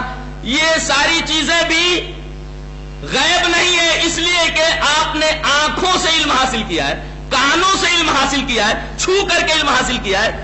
اور یہ ساری کی ساری قوا اللہ کی طرف سے دی ہوئی، یہ ساری کی ساری طاقتیں اللہ کی طرف سے دی ہوئی. یہ آپ کی ذاتی نہیں ہے، لہذا آپ کو غیب کا علم ان کے ذریعے بھی نہیں ہو سکتا. یہ 4 علم کے ذرائع تھے اور آپ کو معلوم ہوا کہ یہ چاروں کے چاروں ذرائع ظنی ہیں، مشتبہ ہیں، ملتبس. اب آئیے اس آیت کی تفسیر کی طرف. اللہ تبارک تعالیٰ نے ارشاد فرمایا عالم الغیب. سب سے پہلے یہ ثابت کیا گیا کہ غیب کا علم صرف اللہ تبارک تعالیٰ کو ہے. عالم الغیب کیوں کہا گیا؟ یا عالم الغیب کیوں نہیں کہا گیا؟ فعل نہیں لایا گیا، صفت لائی گئی ہے. اگر فعل لایا جاتا تو اللہ تبارک و تعالیٰ کے علم غیب کو دوامی ثابت نہیں کیا جا سکتا تھا. عالم الغیب صفت لائی گئی یہ بتانے کے لیے کہ اللہ تبارک و تعالیٰ کو جو غیب کا علم ہے وہ ازلی ہے، ہمیشہ سے ہے، ابدی ہے، ہمیشہ تک رہے گا، دوامی ہے، استمراری ہے. تو صفت لا کر کے بتایا گیا. صفت، آدمی کالا تو کالا ہی رہے گا، گورا ہے تو گورا ہی رہے گا، صفت ہے اس کی. تو اللہ تبارک و تعالیٰ کی یہ صفت ہے عالم الغیب جو اس سے جدا نہیں ہوگی. یعنی صفت لا کر کے یہ بتایا گیا کہ اللہ کا علم ازلی ہے، ازل میں بھی اس صفت سے متصف تھا، ابدی ہے یہ صفت، یعنی ابد میں بھی یہ علم غیب سے متصف رہے گا. یعنی اس کا جو علم غیب ہے وہ ازلی ہے، اس کا جو علم غیب ہے وہ ابدی ہے، اس کا جو علم غیب ہے وہ دوامی ہے، اس کا جو علم غیب ہے وہ استمراری ہے. اب اس کے مقابلے میں سب کا جو علم ہے وہ عارضی ہے، ہنگامی ہے. اور جو علم عارضی اور ہنگامی ہو اور جس کے پاس عارضی علم ہو اور ہنگامی علم ہو وہ عالم الغیب کیسے ہو سکتا ہے؟ لہذا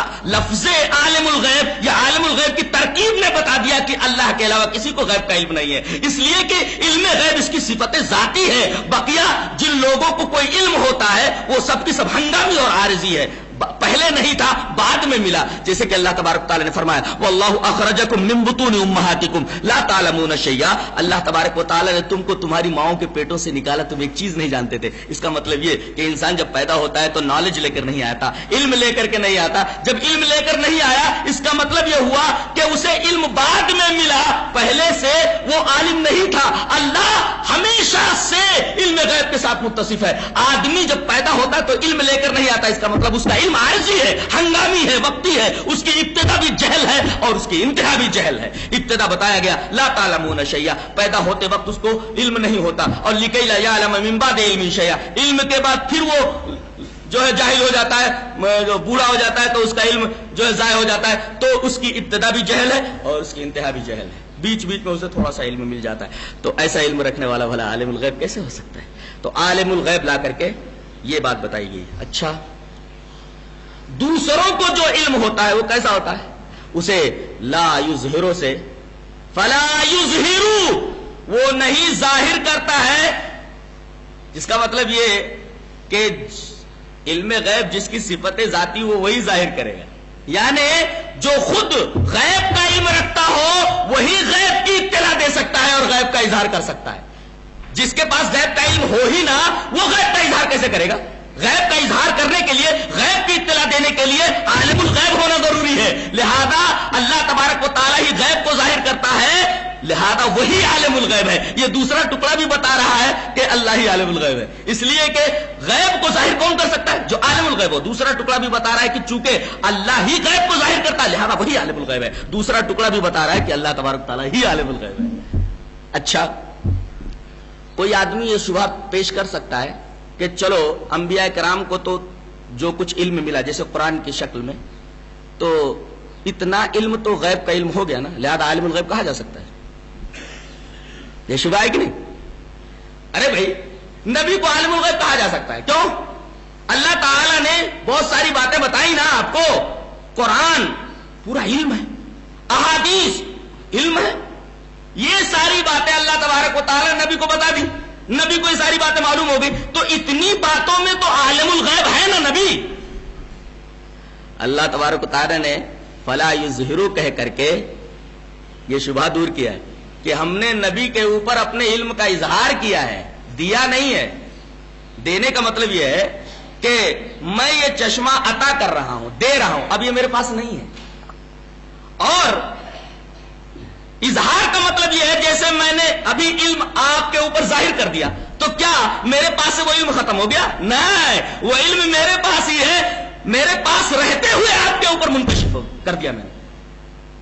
تو دے دینا یہ دوسری بات ہے اور ظاہر کر دینا یہ دوسری بات ہے. اللہ فرما رہا ہے کہ میں غیب ظاہر کرتا ہوں، میں غیب کی اطلاع دیتا ہوں، غیب دیتا نہیں ہوں. عطا کا لفظ کہیں بھی غیب کے ساتھ نہیں ہے، نہ قرآن میں نہ حدیث میں. کوئی دکھا دے کہ میں نے غیب دیا ہے، عطا کیا ہے. عطا کا مطلب دے دینا، اور جب دے دینا تو جتنا دے دیا اس سے وہ خالی ہو گیا. اللہ فرما رہا ہے کہ نہیں، میں نے غیب دیا نہیں ہے، میں نے غیب ظاہر کر دیا ہے. اور ظاہر کرنے والے کے پاس سے علم جدا نہیں ہوتا. جیسے میں نے ابھی آپ کے اوپر علم ظاہر کیا تو میرا علم کیا مجھ سے جدا ہو گیا؟ نہیں، آپ کو معلوم ہو گیا لیکن میرے پاس علم ہے. اس کی مثال اس طریقے سے ہے جیسے سورج کی کرنیں زمین پر آتی ہیں، لیکن کیا سورج کی کرنیں سورج کے ساتھ نہیں ہیں؟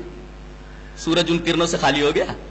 سورج کی کرنیں، وہ سورج ان کرنوں کے ساتھ منسلک ہے، لگا ہوا ہے. سورج کی کرنیں اس کے ساتھ ملی ہوئی ہیں، سورج سے وہ کرنیں جدا نہیں ہوئی ہیں. ایسے ہی علم ایک روشنی ہے، وہ پھیل جاتی ہے لیکن اب اپنے مبدا سے، اپنے منبع سے، اپنے مصدر سے الگ نہیں ہوتی.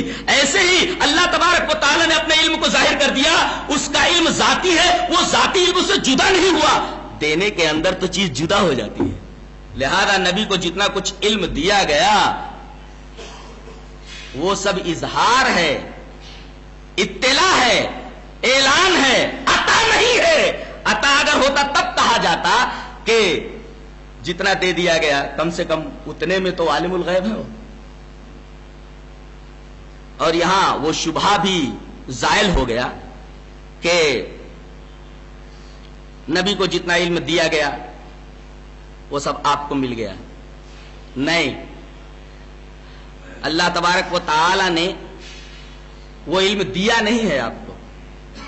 ایک شبہ پیدا ہوتا تھا کہ نبی کو اتنا علم دے دیا گیا، قرآن کا علم، حدیث کا علم.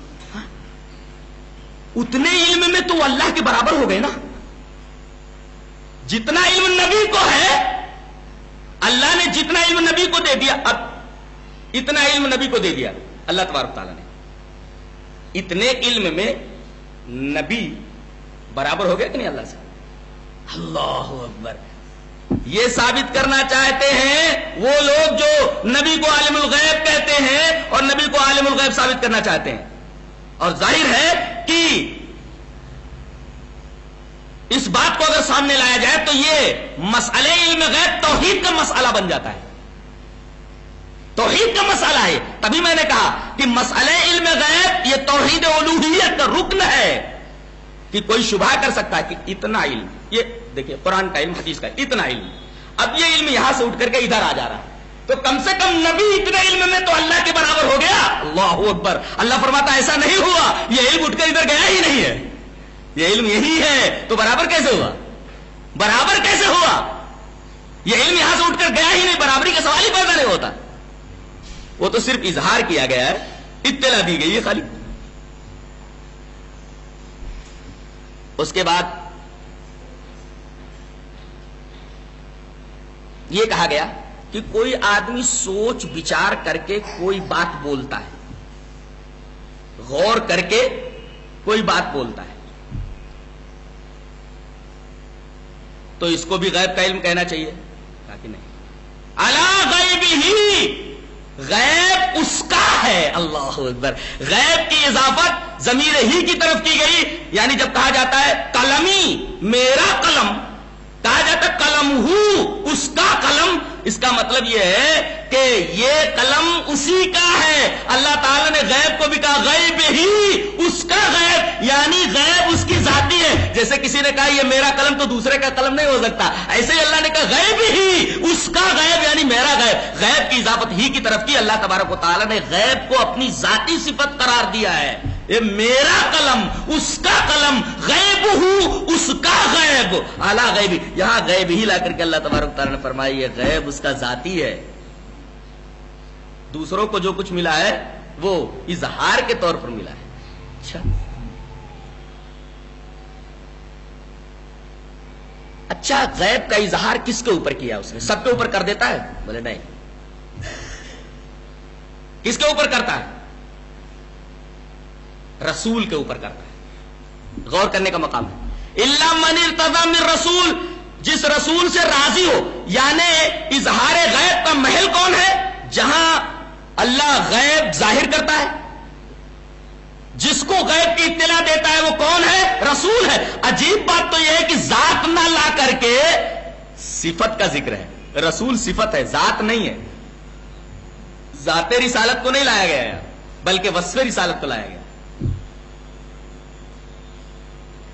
ذات رسالت نہیں ہے، محمد کے اوپر نہیں اتارا، ایسا نہیں ہے، رسول کے اوپر اتارا ہے. یعنی وصف رسالت، وصف رسالت یہ اظہار غیب کا محل ہے. اس کا مطلب یہ ہے کہ جب رسالت کے اوپر اظہار غیب اللہ تبارک تعالیٰ نے کیا ہے تو وصف رسالت کا جو تقاضا ہوگا اتنا ہی علم دے دینا چاہیے. لہذا رسول کی جو صفت ہے رسالت، اس کا تقاضا کیا ہے؟ اتنا علم دے دیا جائے جس سے انسان کو اتنی ہدایت مل جائے کہ جنت میں چلا جائے. یہ رسول کا لفظ بتا رہا ہے. وصف رسالت خود بتا رہا ہے کہ نبی کو غیب تھوڑا دیا گیا، غیب کا علم تھوڑا ظاہر کیا گیا ہے، جتنا وصف رسالت کے لیے ضروری تھا، جتنا وصف رسالت کا تقاضا تھا بس اتنا دیا گیا. رسول کا لفظ خود بتا رہا ہے کہ آپ کو علم غیب کلی نہیں دیا گیا، آپ کو علم غیب کلی کا اظہار آپ کے اوپر نہیں کیا گیا. وصف رسالت کے اوپر اظہار غیب ہے، اور وصف رسالت کا تقاضا کیا ہے کہ جتنا رسالت چاہتی ہے کہ بھئی اتنا بتا دیا جائے انسانوں کو، ہدایت کی اتنی باتیں جن کے ذریعے وہ جنت میں پہنچ جائے. برابر. تو اب وصف رسالت کا تقاضا خود بتا رہا ہے کہ تھوڑی ہی چیزوں کا اظہار کیا گیا، اس لیے کہ وہاں تھوڑی ہی چیزوں کی ضرورت تھی. جیسے اس بات کو ایک حدیث سے بھی واضح کر سکتے ہیں کہ نبی کریم صلی اللہ علیہ وسلم ایک راستے سے گزرے تو دیکھا کہ ایک آدمی کے اوپر بھیڑ جمی ہوئی ہے. تو نبی کریم صلی اللہ علیہ وسلم نے پوچھا یہ کون آدمی ہے جس کے اوپر لوگوں کی بھیڑ جمی ہوئی ہے؟ تو بولے رجل علامہ. ارے بہت علامہ آدمی ہے، بہت علامہ آدمی ہے. بولے یہ کیا بتاتا ہے؟ بولے اپنے تجربے کی باتیں بتاتا ہے. میرے یہ تجربات ہیں، میرے یہ تجربات ہیں، یہ علم ہے، وہ علم ہے. تو آپ نے ایک جملہ ارشاد فرمایا، کیا؟ علم لا ينفع وجهل لا يضر انما العلم آیت محکمہ وسنت قائمہ وفریضۃ عادلہ. کیا علم بیان کر رہا ہے یہ تجربہ، وہ تجربہ. ارے اس کے پاس ایسا علم ہے جو نفع بخش بھی نہیں ہے، اور ایسی جہالت ہے اس کے پاس جو ضرر رسا نہیں ہے. علم تو اس کو بولتے ہیں، تین چیزیں علم ہے. ایک تو آیت محکمہ قرآن، دوسرے سنت قائمہ سنت قرآن اور سنت، وہ فریضۃ عادلہ اور عدل کرنے والے فریضے، یہ تین چیزیں علم ہے. اس کا مطلب یہ کہ آپ صلی اللہ علیہ وسلم کو ما کانا وما یکون کا علم نہیں تھا. یہی تین چیزیں علم ہے، یہی تین چیزیں آپ کو دی گئی تھی. کیا؟ آیت محکمہ، سنت قائمہ، فریضۃ عادلہ. اس کے علاوہ کیا یہ کوئی تسلیم کر سکتا ہے؟ اگر میں سوال کروں کیا نبی کریم صلی اللہ علیہ وسلم کو فزکس کے سارے اسرار معلوم تھے؟ کیا نبی کریم صلی اللہ علیہ وسلم کیمسٹری کے ماہر تھے؟ کیا رسول اللہ صلی اللہ علیہ وسلم علم رمل کے ماہر تھے؟ کیا رسول اللہ صلی اللہ علیہ وسلم علم جفر کے اسرار سے واقف تھے؟ کیا رسول اللہ صلی اللہ علیہ وسلم علم عقلیدی سے واقف تھے؟ کیا رسول اللہ صلی اللہ علیہ وسلم علم حیات سے واقف تھے؟ کیا رسول اللہ صلی اللہ علیہ وسلم علم الہندسہ سے واقف تھے؟ کیا رسول اللہ صلی اللہ علیہ وسلم زوولوجی کے ماہر تھے؟ کیا رسول اللہ صلی اللہ علیہ وسلم بایولوجی کے ماہر تھے؟ کیا رسول اللہ صلی اللہ علیہ وسلم علم نجوم کے ماہر تھے؟ ان تمام علوم کے بارے میں اگر سوال کیا جائے تو ہر آدمی بولے گا ایسا نہیں ہے، اس لیے کہ قرآن حکیم نے خود نفی کر دی ہے. وما علمناه الشعر وما ينبغي له، شعر ہم نے آپ کو نہیں سکھایا، کم سے کم شعر کے بارے میں تو آپ کو علم نہیں ہے. اس وجہ سے یہ کہنا کہ نبی کو ما کانا وما یکون کا علم تھا، یہ ثابت کرنا گویا کہ قرآن حکیم کی بہت ساری آیتوں کی خلاف ورزی کرنا ہے. تو یہ تین چیزیں علم ہے. ہدایت کے متعلق وصف رسالت کا جو تقاضا تھا، یہ تین تقاضے تھے: آیت محکمہ، سنت قائمہ، فریضۃ عادلہ. بس انہی چیزوں کا علم دیا گیا تھا.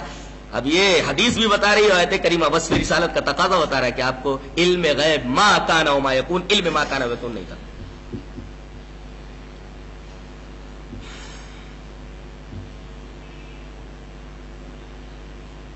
ایک سوال اور پیدا ہوتا ہے، بہت گہرا سوال ہے. سوال یہ ہے کہ رسول اللہ صلی اللہ علیہ وسلم کے پاس جتنا ہے اتنا ہی اللہ ہی کے پاس تھا، وہ سب دے دیا اس نے. کوئی بدعقل کم عقل یہ کہہ سکتا ہے کہ جتنی چیزیں اللہ نے نبی کو دی بس اللہ کو اتنا ہی علم تھا، لہذا اور اللہ اور اس کے رسول دونوں علم میں برابر ہو گئے؟ کوئی خارج از عقل شخص یہ بات کہہ سکتا ہے؟ برابر کیا بول سکتا ہے کہ اللہ کے رسول کو جتنا علم دیا گیا اللہ کے پاس نعوذ باللہ اتنا ہی علم تھا، جتنا علم اس کے پاس تھا اس نے اپنے رسول کو اتنا علم دے دیا، اب دونوں علم میں برابر ہو گئے؟ یہ سوال کوئی بدعقل کر سکتا ہے؟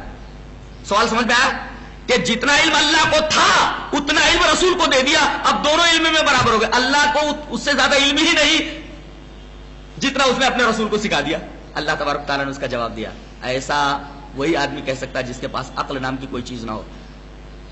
يسلك من بين يديه ومن خلفه رصدا ليعلم ان قد ابلغوا رسالات ربهم واحاط بما لديهم واحصى كل شيء. یہاں بما لديهم کا اپوزٹ كل شيء ہے. اللہ اکبر. یعنی بما لديهم جو انسانوں کے پاس علم ہے وہ ان کے پاس ہی اتنا ہے. کل شیء، اور اللہ کے پاس ہر چیز کا علم ہے. یہ بما لدیہم کل شیء کے اپوزٹ ہے. اس کا مطلب انسان کے پاس جزوی علم ہے، وہ بھی اللہ کی طرف سے عطا کردہ ہے، اور اللہ کے پاس کل شیء ہے. لہذا اس اعتراض کا جواب ہو گیا، اس شبہے کا جواب ہو گیا جو ایک بدعقل کر سکتا تھا کہ اللہ کو جتنا علم تھا اتنا دے دیا. لیکن یہاں بما لدیہم کل شیء کے مقابلے میں ہے. میرا خیال یہ ہے کہ علم غیب کے موضوع پر جو بنیادی باتیں تھیں، علمی باتیں، کہ ان علمی باتوں کی روشنی میں، ان بنیادی اور اساسی باتوں کی روشنی میں اگر کوئی آدمی خالص ذہن ہو کر کے خالص قرآن و سنت کی روشنی میں اگر یہ سمجھنا چاہے گا تو اس کے اوپر یہ بات واضح ہو جائے گی کہ علم غیب مخصوصات خداوندی میں سے ہے، اللہ تبارک و تعالی کا خاصہ ہے، اور علم غیب اللہ کے علاوہ کسی کو حاصل نہیں. اللہ ہمیں اچھی سمجھ اور اچھے عمل کی توفیق عطا فرمائے. وآخر دعوانا ان الحمدللہ رب العالمین.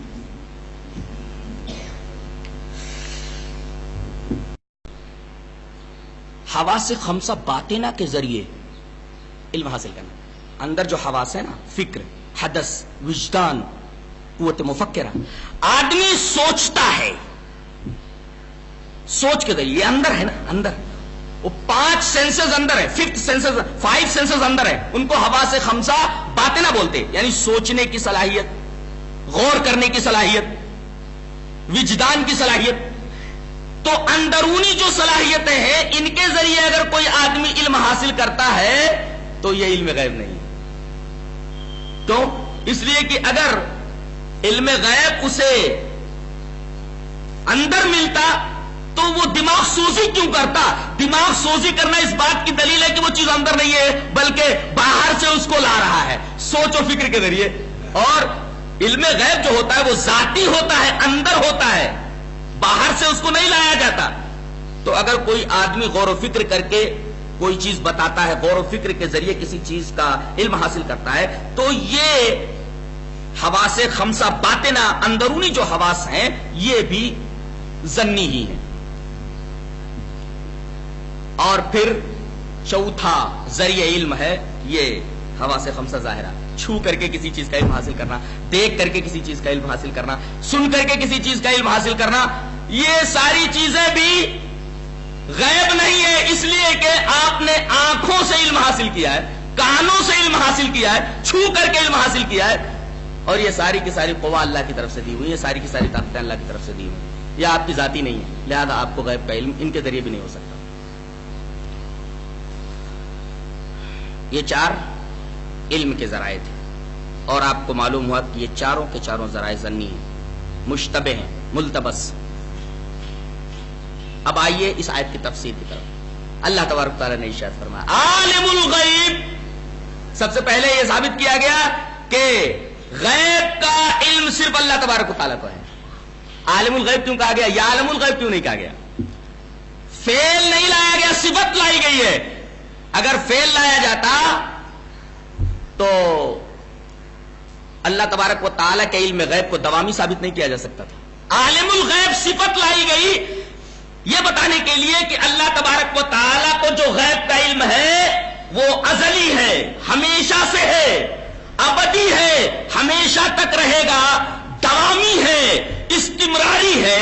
تو صفت لا کر کے بتایا گیا. صفت، آدمی کالا تو کالا ہی رہے گا، گورا ہے تو گورا ہی رہے گا، صفت ہے اس کی. تو اللہ تبارک و تعالیٰ کی یہ صفت ہے عالم الغیب جو اس سے جدا نہیں ہوگی. یعنی صفت لا کر کے یہ بتایا گیا کہ اللہ کا علم ازلی ہے، ازل میں بھی اس صفت سے متصف تھا، ابدی ہے یہ صفت، یعنی ابد میں بھی یہ علم غیب سے متصف رہے گا. یعنی اس کا جو علم غیب ہے وہ ازلی ہے، اس کا جو علم غیب ہے وہ ابدی ہے، اس کا جو علم غیب ہے وہ دوامی ہے، اس کا جو علم غیب ہے وہ استمراری ہے. اب اس کے مقابلے میں سب کا جو علم ہے وہ عارضی ہے، ہنگامی ہے. اور جو علم عارضی اور ہنگامی ہو اور جس کے پاس عارضی علم ہو اور ہنگامی علم ہو وہ عالم الغیب کیسے ہو سکتا ہے؟ لہذا لفظ عالم الغیب یا عالم الغیب کی ترکیب نے بتا دیا کہ اللہ کے علاوہ کسی کو غیب کا علم نہیں ہے، اس لیے کہ علم غیب اس کی صفت ذاتی ہے. بقیہ جن لوگوں کو کوئی علم ہوتا ہے وہ سب کی سب ہنگامی اور عارضی ہے، پہلے نہیں تھا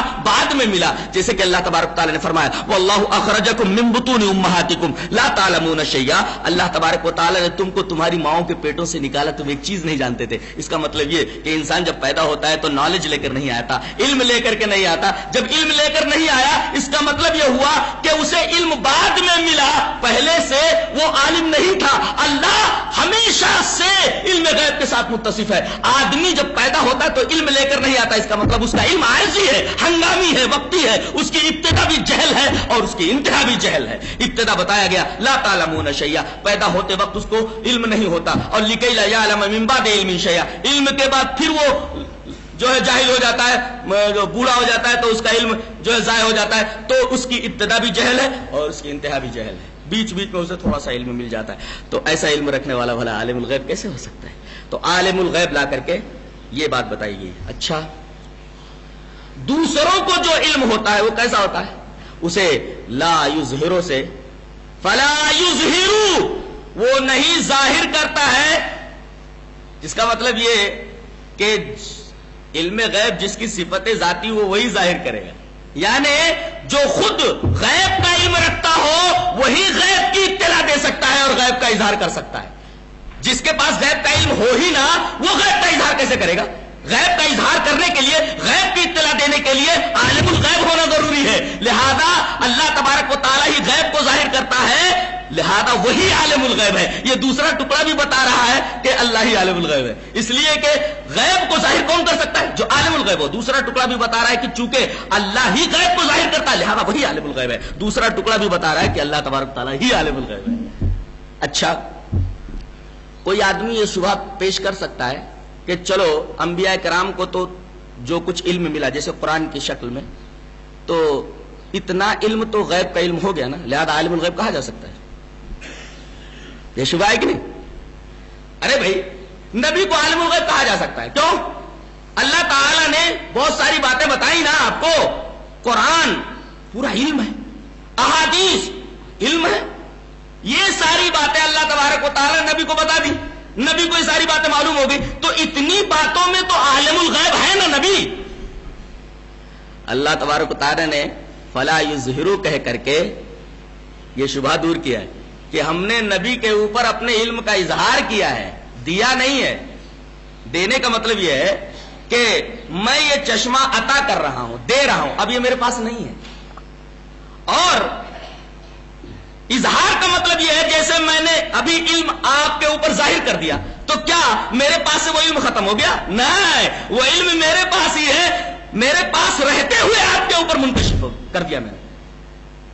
تو دے دینا یہ دوسری بات ہے اور ظاہر کر دینا یہ دوسری بات ہے. اللہ فرما رہا ہے کہ میں غیب ظاہر کرتا ہوں، میں غیب کی اطلاع دیتا ہوں، غیب دیتا نہیں ہوں. عطا کا لفظ کہیں بھی غیب کے ساتھ نہیں ہے، نہ قرآن میں نہ حدیث میں. کوئی دکھا دے کہ میں نے غیب دیا ہے، عطا کیا ہے. عطا کا مطلب دے دینا، اور جب دے دینا تو جتنا دے دیا اس سے وہ خالی ہو گیا. اللہ فرما رہا ہے کہ نہیں، میں نے غیب دیا نہیں ہے، میں نے غیب ظاہر کر دیا ہے. اور ظاہر کرنے والے کے پاس سے علم جدا نہیں ہوتا. جیسے میں نے ابھی آپ کے اوپر علم ظاہر کیا تو میرا علم کیا مجھ سے جدا ہو گیا؟ نہیں، آپ کو معلوم ہو گیا لیکن میرے پاس علم ہے. اس کی مثال اس طریقے سے ہے جیسے سورج کی کرنیں زمین پر آتی ہیں، لیکن کیا سورج کی کرنیں سورج کے ساتھ نہیں ہیں؟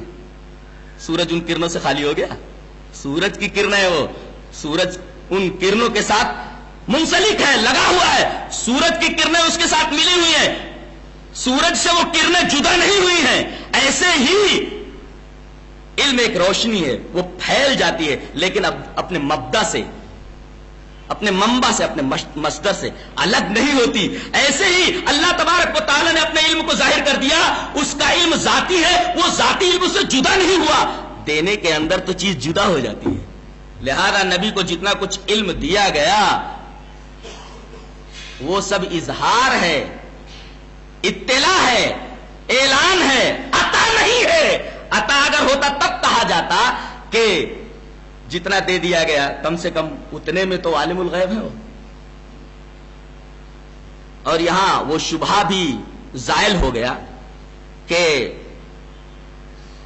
نبی کو جتنا علم دیا گیا وہ سب آپ کو مل گیا. نہیں، اللہ تبارک و تعالی نے وہ علم دیا نہیں ہے آپ کو. ایک شبہ پیدا ہوتا تھا کہ نبی کو اتنا علم دے دیا گیا، قرآن کا علم، حدیث کا علم. اتنے علم میں تو وہ اللہ کے برابر ہو گئے نا. جتنا علم نبی کو ہے، اللہ نے جتنا علم نبی کو دے دیا، اب اتنا علم نبی کو دے دیا اللہ تبارک تعالیٰ نے. اتنے علم میں نبی برابر ہو گیا کہ نہیں اللہ سے؟ اللہ اکبر. یہ ثابت کرنا چاہتے ہیں وہ لوگ جو نبی کو عالم الغیب کہتے ہیں اور نبی کو عالم الغیب ثابت کرنا چاہتے ہیں. اور ظاہر ہے کہ اس بات کو اگر سامنے لایا جائے تو یہ مسئلہ علم غیب توحید کا مسئلہ بن جاتا ہے. توحید کا مسئلہ ہے. تبھی میں نے کہا کہ مسئلہ علم غیب یہ توحید الوہیت کا رکن ہے کہ کوئی شبہ کر سکتا ہے کہ اتنا علم، یہ دیکھیں قرآن کا علم، حدیث کا اتنا علم، اب یہ علم یہاں سے اٹھ کر کے ادھر آ جا رہا ہے تو کم سے کم نبی اتنے علم میں تو اللہ کے برابر ہو گیا. اللہ اکبر. اللہ فرماتا ایسا نہیں ہوا، یہ علم اٹھ کر ادھر گیا ہی نہیں ہے، یہ علم یہی ہے تو برابر کیسے ہوا؟ برابر کیسے ہوا؟ یہ علم یہاں سے اٹھ کر گیا ہی نہیں، برابری کا سوال ہی پیدا نہیں ہوتا. وہ تو صرف اظہار کیا گیا ہے، اطلاع دی گئی ہے خالی. اس کے بعد یہ کہا گیا کہ کوئی آدمی سوچ بچار کر کے کوئی بات بولتا ہے، غور کر کے کوئی بات بولتا ہے، تو اس کو بھی غیب کا علم کہنا چاہیے؟ کہا کہ نہیں.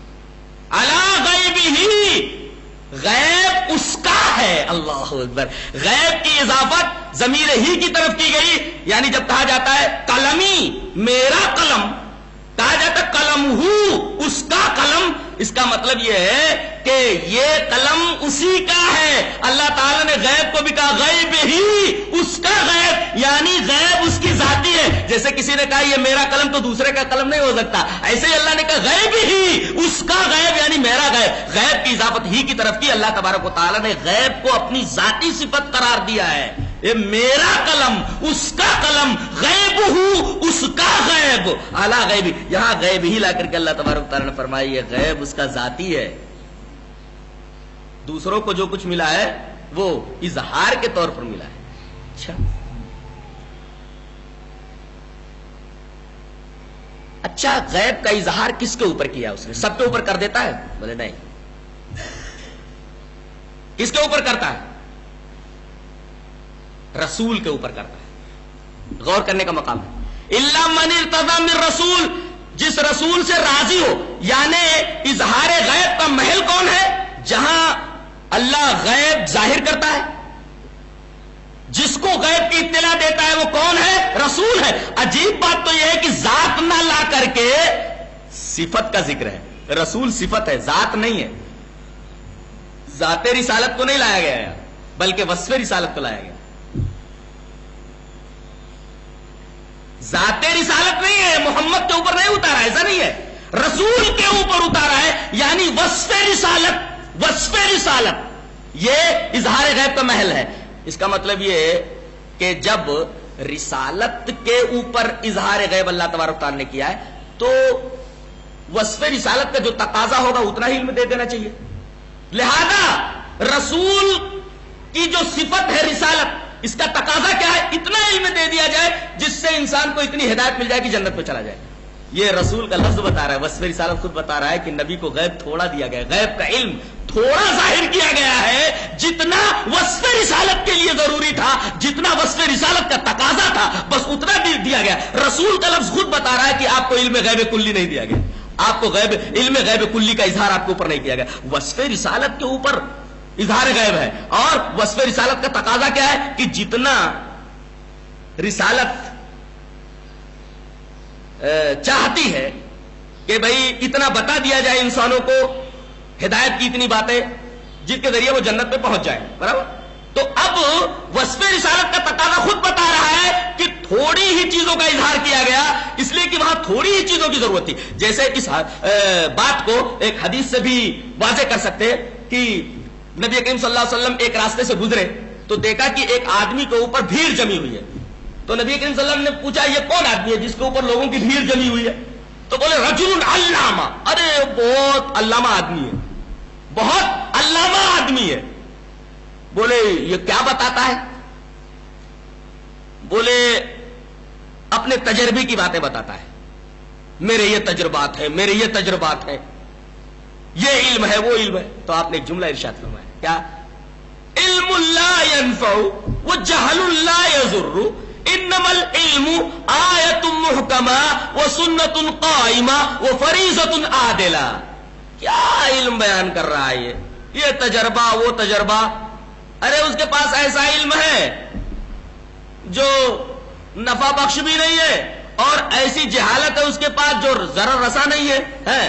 علم تو اس کو بولتے ہیں، تین چیزیں علم ہے. ایک تو آیت محکمہ قرآن، دوسرے سنت قائمہ سنت قرآن اور سنت، وہ فریضۃ عادلہ اور عدل کرنے والے فریضے. یہ تین چیزیں علم ہے. اس کا مطلب یہ ہے کہ آپ صلی اللہ علیہ وسلم کو ما کانا وما یکون کا علم نہیں تھا. یہی تین چیزیں علم ہے، یہی تین چیزیں آپ کو دی گئی تھی. کیا؟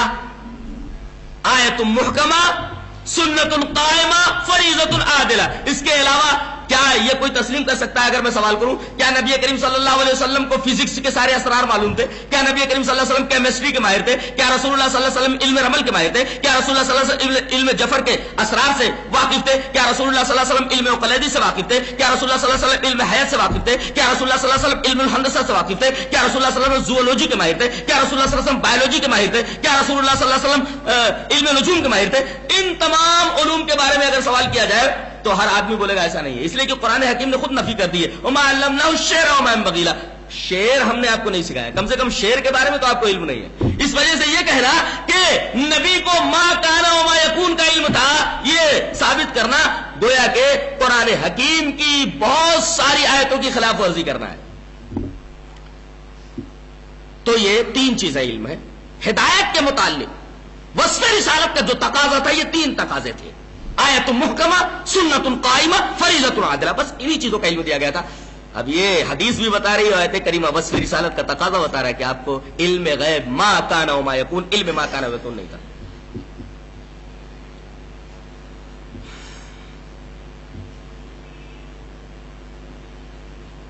ایک سوال اور پیدا ہوتا ہے، بہت گہرا سوال ہے۔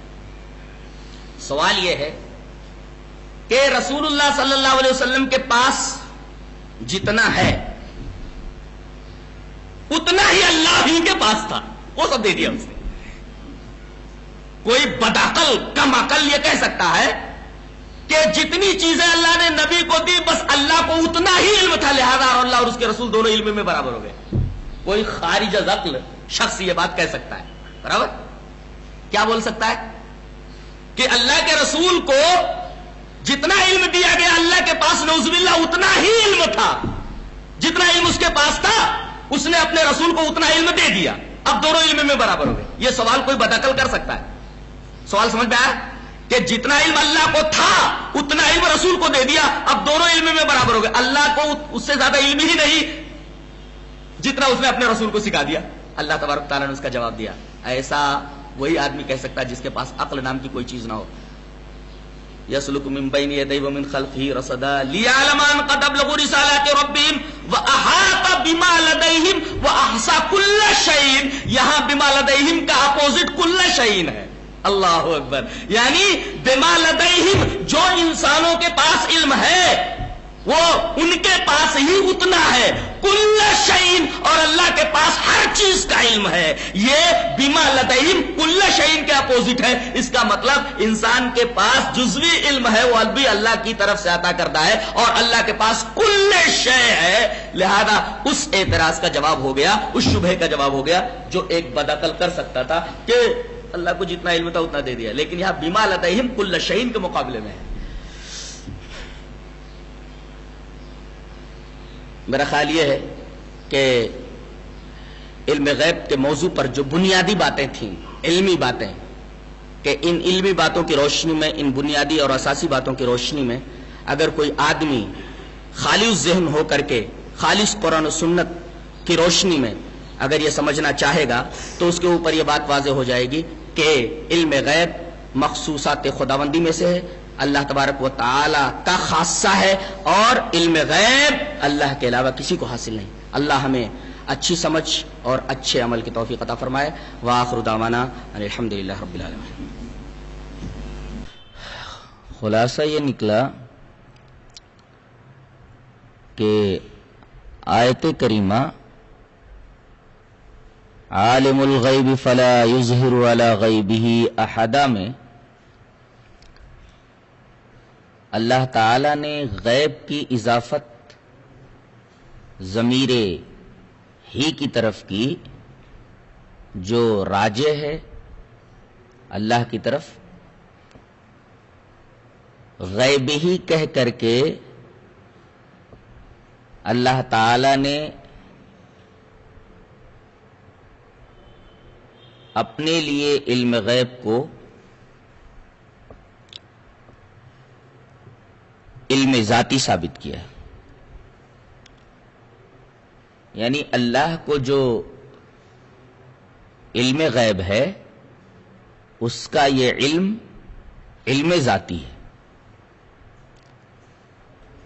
جو غیب ہی کی ترکیب سے مستفاد ہے۔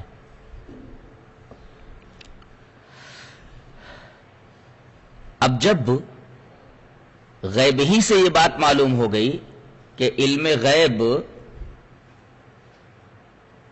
یہ اس کا علم ذاتی ہے، تو اس کے علاوہ جتنی بھی مخلوقات ہیں، چاہے وہ ملائکہ ہوں، چاہے وہ جن ہوں، چاہے وہ انسان ہوں، اور انسانوں میں چاہے وہ انبیاء ہوں، چاہے وہ اولیاء ہوں،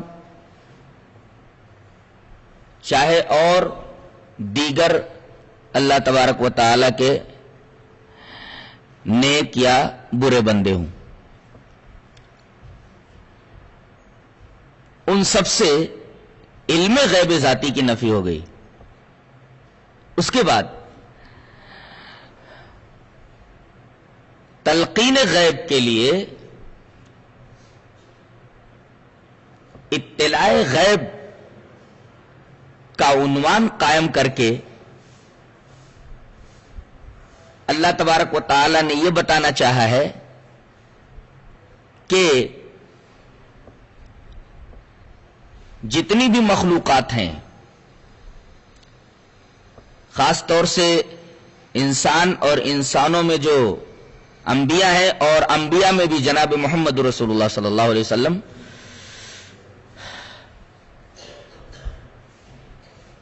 ان سب کا علم جو غیب کا ہے وہ علم ذاتی نہیں ہے بلکہ اطلاعی ہے۔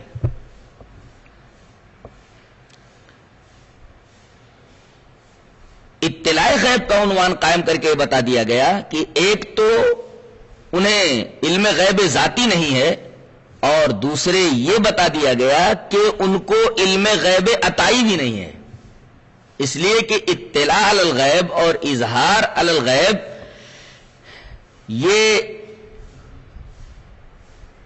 ترکیب بتا رہی ہے کہ مخلوقات کو نہ تو علم غیب ذاتی ہوتا ہے اور نہ تو علم غیب عطائی ہوتا ہے۔ اگر علم غیب عطائی ہوتا تو اس کے لیے لفظ عطا استعمال کیا جاتا، اس کے لیے اطلاع علی الغیب کا عنوان قائم نہ کیا جاتا، اظہار علی الغیب کا عنوان قائم نہ کیا جاتا۔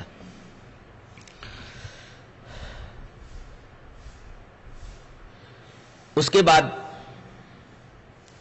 ایک اور اہم بات یہاں سمجھنے کی ہے، وہ یہ ہے کہ عالم الغیب کا مطلب یہ نہیں ہوتا کہ چھپی ہوئی چیزوں کا، اشیاء غائبہ کا علم رکھنے والا۔ جو چھپی ہوئی چیزوں کو جان لے وہ عالم الغیب ہو گیا۔ جو چیزیں نظر نہیں آتی، چھپی ہوئی ہیں، پوشیدہ ہیں، ان چیزوں کو جان لینے والا عالم الغیب ہو گیا۔ یا چھپی ہوئی چیزوں کے علم کو علم غیب کہنا یہ صحیح نہیں ہے۔ تو علم غیب کا حقیقی معنی اور عالم الغیب کا حقیقی معنی کیا نکلا؟ کہ اشیاء کا علم جس کو ذاتی طور پر ہو، کسی وسیلے سے نہ ہو، بلا اسباب اور بلا وسائل اشیاء کے علم کو ذاتی طور پر جان لینا، یہ علم غیب ہے، اور ایسے شخص کو عالم الغیب کہا جاتا ہے۔ اب ظاہر ہے کہ ذاتی طور پر بغیر اسباب اور وسائل کے اشیاء کا علم اللہ کے علاوہ کسی کو نہیں ہوتا۔ ثابت یہ ہوا کہ اللہ تبارک و تعالیٰ کے علاوہ کوئی عالم الغیب ہو ہی نہیں سکتا۔ یہ بات اس وجہ سے بتانا ضروری تھی کہ عام طور پر لوگ یہ سمجھتے ہیں کہ غیب کے علم کا مطلب یہ ہے کہ چھپی ہوئی چیزوں کو کوئی جان لے تو وہ عالم الغیب ہو گیا، اور چھپی ہوئی چیزوں کے علم کو علم غیب کہتے ہیں۔ نہیں، اشیاء کا ذاتی طور پر بغیر کسی وسیلے کے علم ہونا یہ علم غیب ہے۔ اللہ کے علاوہ جن کو بھی کوئی علم ہوتا ہے وہ اسباب اور وسائل سے ہوتا ہے، ذاتی طور پر انہیں کوئی علم نہیں ہوتا۔ یہاں طاہر القادری کا وہ فلسفہ بھی رد ہو جاتا ہے۔ وہ یہ کہتا ہے کہ اللہ کے رسول صلی اللہ علیہ وسلم کو سارا غیب کا علم دے دیا گیا تھا، اور اللہ سے علم غیب کو پا کر کے آپ نے اپنے امتیوں کو وہ تمام غیب کا علم بتا دیا. اور استدلال یہ کرتا ہے کہ اللہ نے ایک جگہ فرمایا وَعَلَّمَكَ مَا لَمْ تَكُنْ تَعْلَمْ. اللہ اپنے نبی کو خطاب کر کے کہتا ہے کہ اس نے تمہیں وہ تمام چیزیں سکھا دی جو تم نہیں جانتے تھے. وہ تمام چیزیں سکھا دی جو تم نہیں جانتے. اس سے پتا چلا کہ رسول اللہ صلی اللہ علیہ وسلم کو اللہ نے تمام غیبیات کا علم دے دیا تھا. اب اللہ کے رسول کو تمام غیبیات کا علم ہو گیا. اب اس غیب کو اپنی امت کی طرف آپ منتقل کر رہے ہیں. وَيُعَلِّمُكُم مَّا لَمْ تَكُونُوا تَعْلَمُونَ. یہ نبی تم کو ان تمام چیزوں کا علم دیتا ہے جو تم لوگ نہیں جانتے تھے. وَعَلَّمَكَ مَا لَمْ تَكُنْ تَعْلَمْ سے خود یہ بات واضح ہے کہ نبی کو ان تمام چیزوں کا علم ہوا اللہ کے علم دینے کی وجہ سے. نبی کا علم ذاتی نہیں ہے, اللہ کے علم دینے کی وجہ سے وہ علم آپ کو ہوا, وہ چیزیں آپ کو معلوم ہوئی. اگر آپ کو اللہ علم نہ دیتا تو آپ کو ان تمام چیزوں کا علم نہ ہوتا. یہ آیت کریمہ خود بتا رہی ہے کہ نبی کو جو غیب کا علم ہے وہ نہ تو علم غیب ذاتی ہے نہ علم غیب عطائی ہے, بلکہ علم غیب اطلاعی ہے. اللہ تبارک و تعالیٰ کے اطلاع دینے کی وجہ سے اور غیب کا اظہار کر دینے کی وجہ سے آپ کو وہ علم ہوا. اگر کوئی یہ کہے کہ زندگی بھر تو آپ کو علم غیب نہیں دیا گیا تھا, علم ما کان و ما یکون نہیں دیا گیا تھا, لیکن عین وفات کے وقت آپ کو تمام غیبیات کا علم دے دیا گیا تھا, تو سوال اس بات پر یہ ہے کہ وفات کے وقت آپ کو تمام غیبیات کا علم دے دیا گیا تھا, قرآن و سنت کی دلیل کیا ہے؟ کیا اس بات پر قرآن و سنت کی کوئی دلیل موجود ہے؟ اور دوسرے یہ کہ وفات کے وقت کار نبوت ختم ہو گیا تھا, اور کار نبوت کے ختم ہونے کے بعد آپ کو ان تمام چیزوں کا علم دیا جانا یہ تو خلاف حکمت بھی ہے اور ایک ابس چیز بھی ہے, اور اللہ اور اس کا رسول ابس کام سے اور خلاف حکمت کام سے بری ہے. لہذا یہ بات بھی ثابت ہو گئی کہ وفات کے وقت بھی آپ کو علم ما کان و ما یکون نہیں دیا گیا تھا.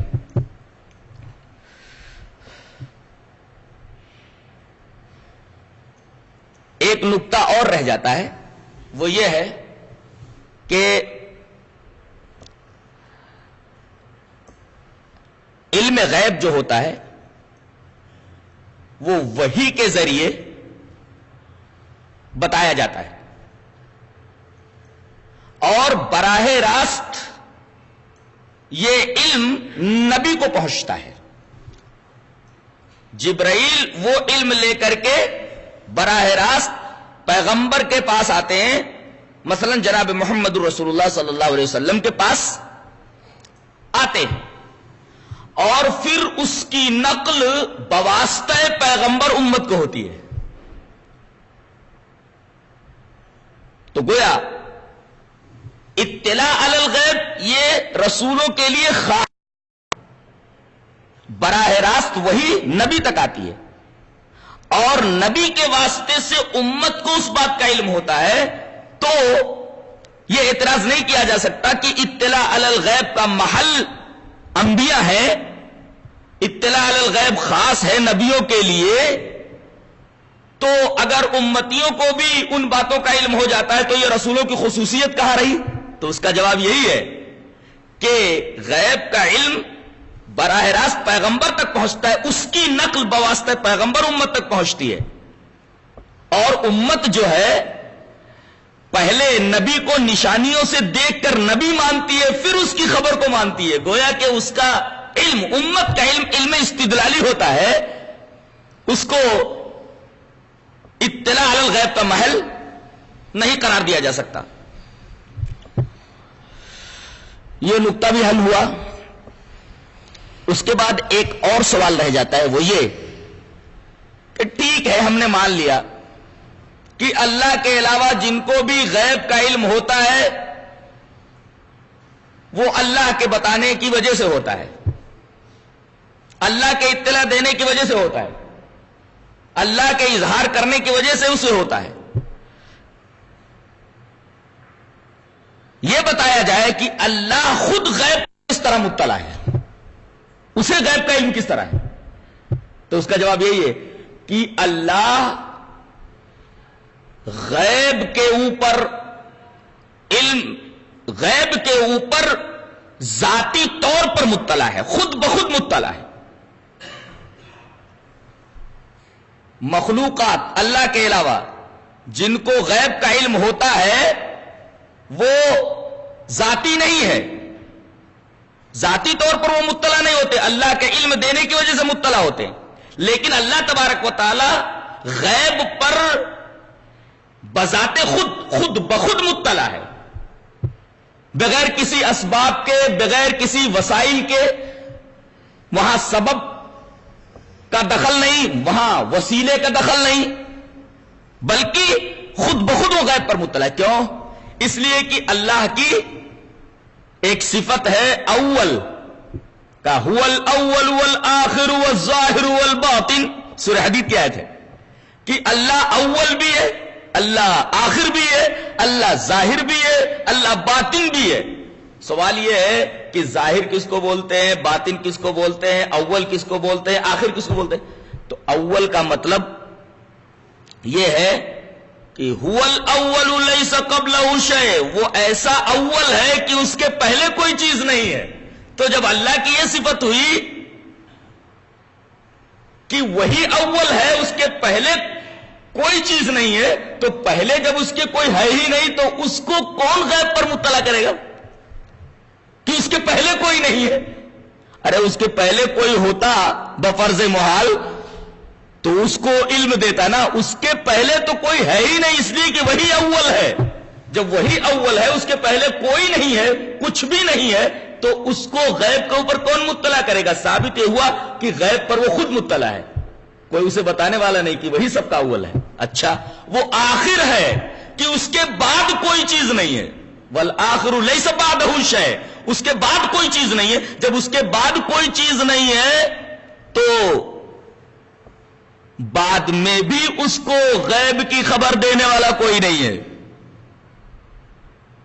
نہ اس کے پہلے کوئی ہے کہ اسے غیب کا علم دے، نہ بعد میں کوئی ہے کہ اسے غیب کا علم دے دے۔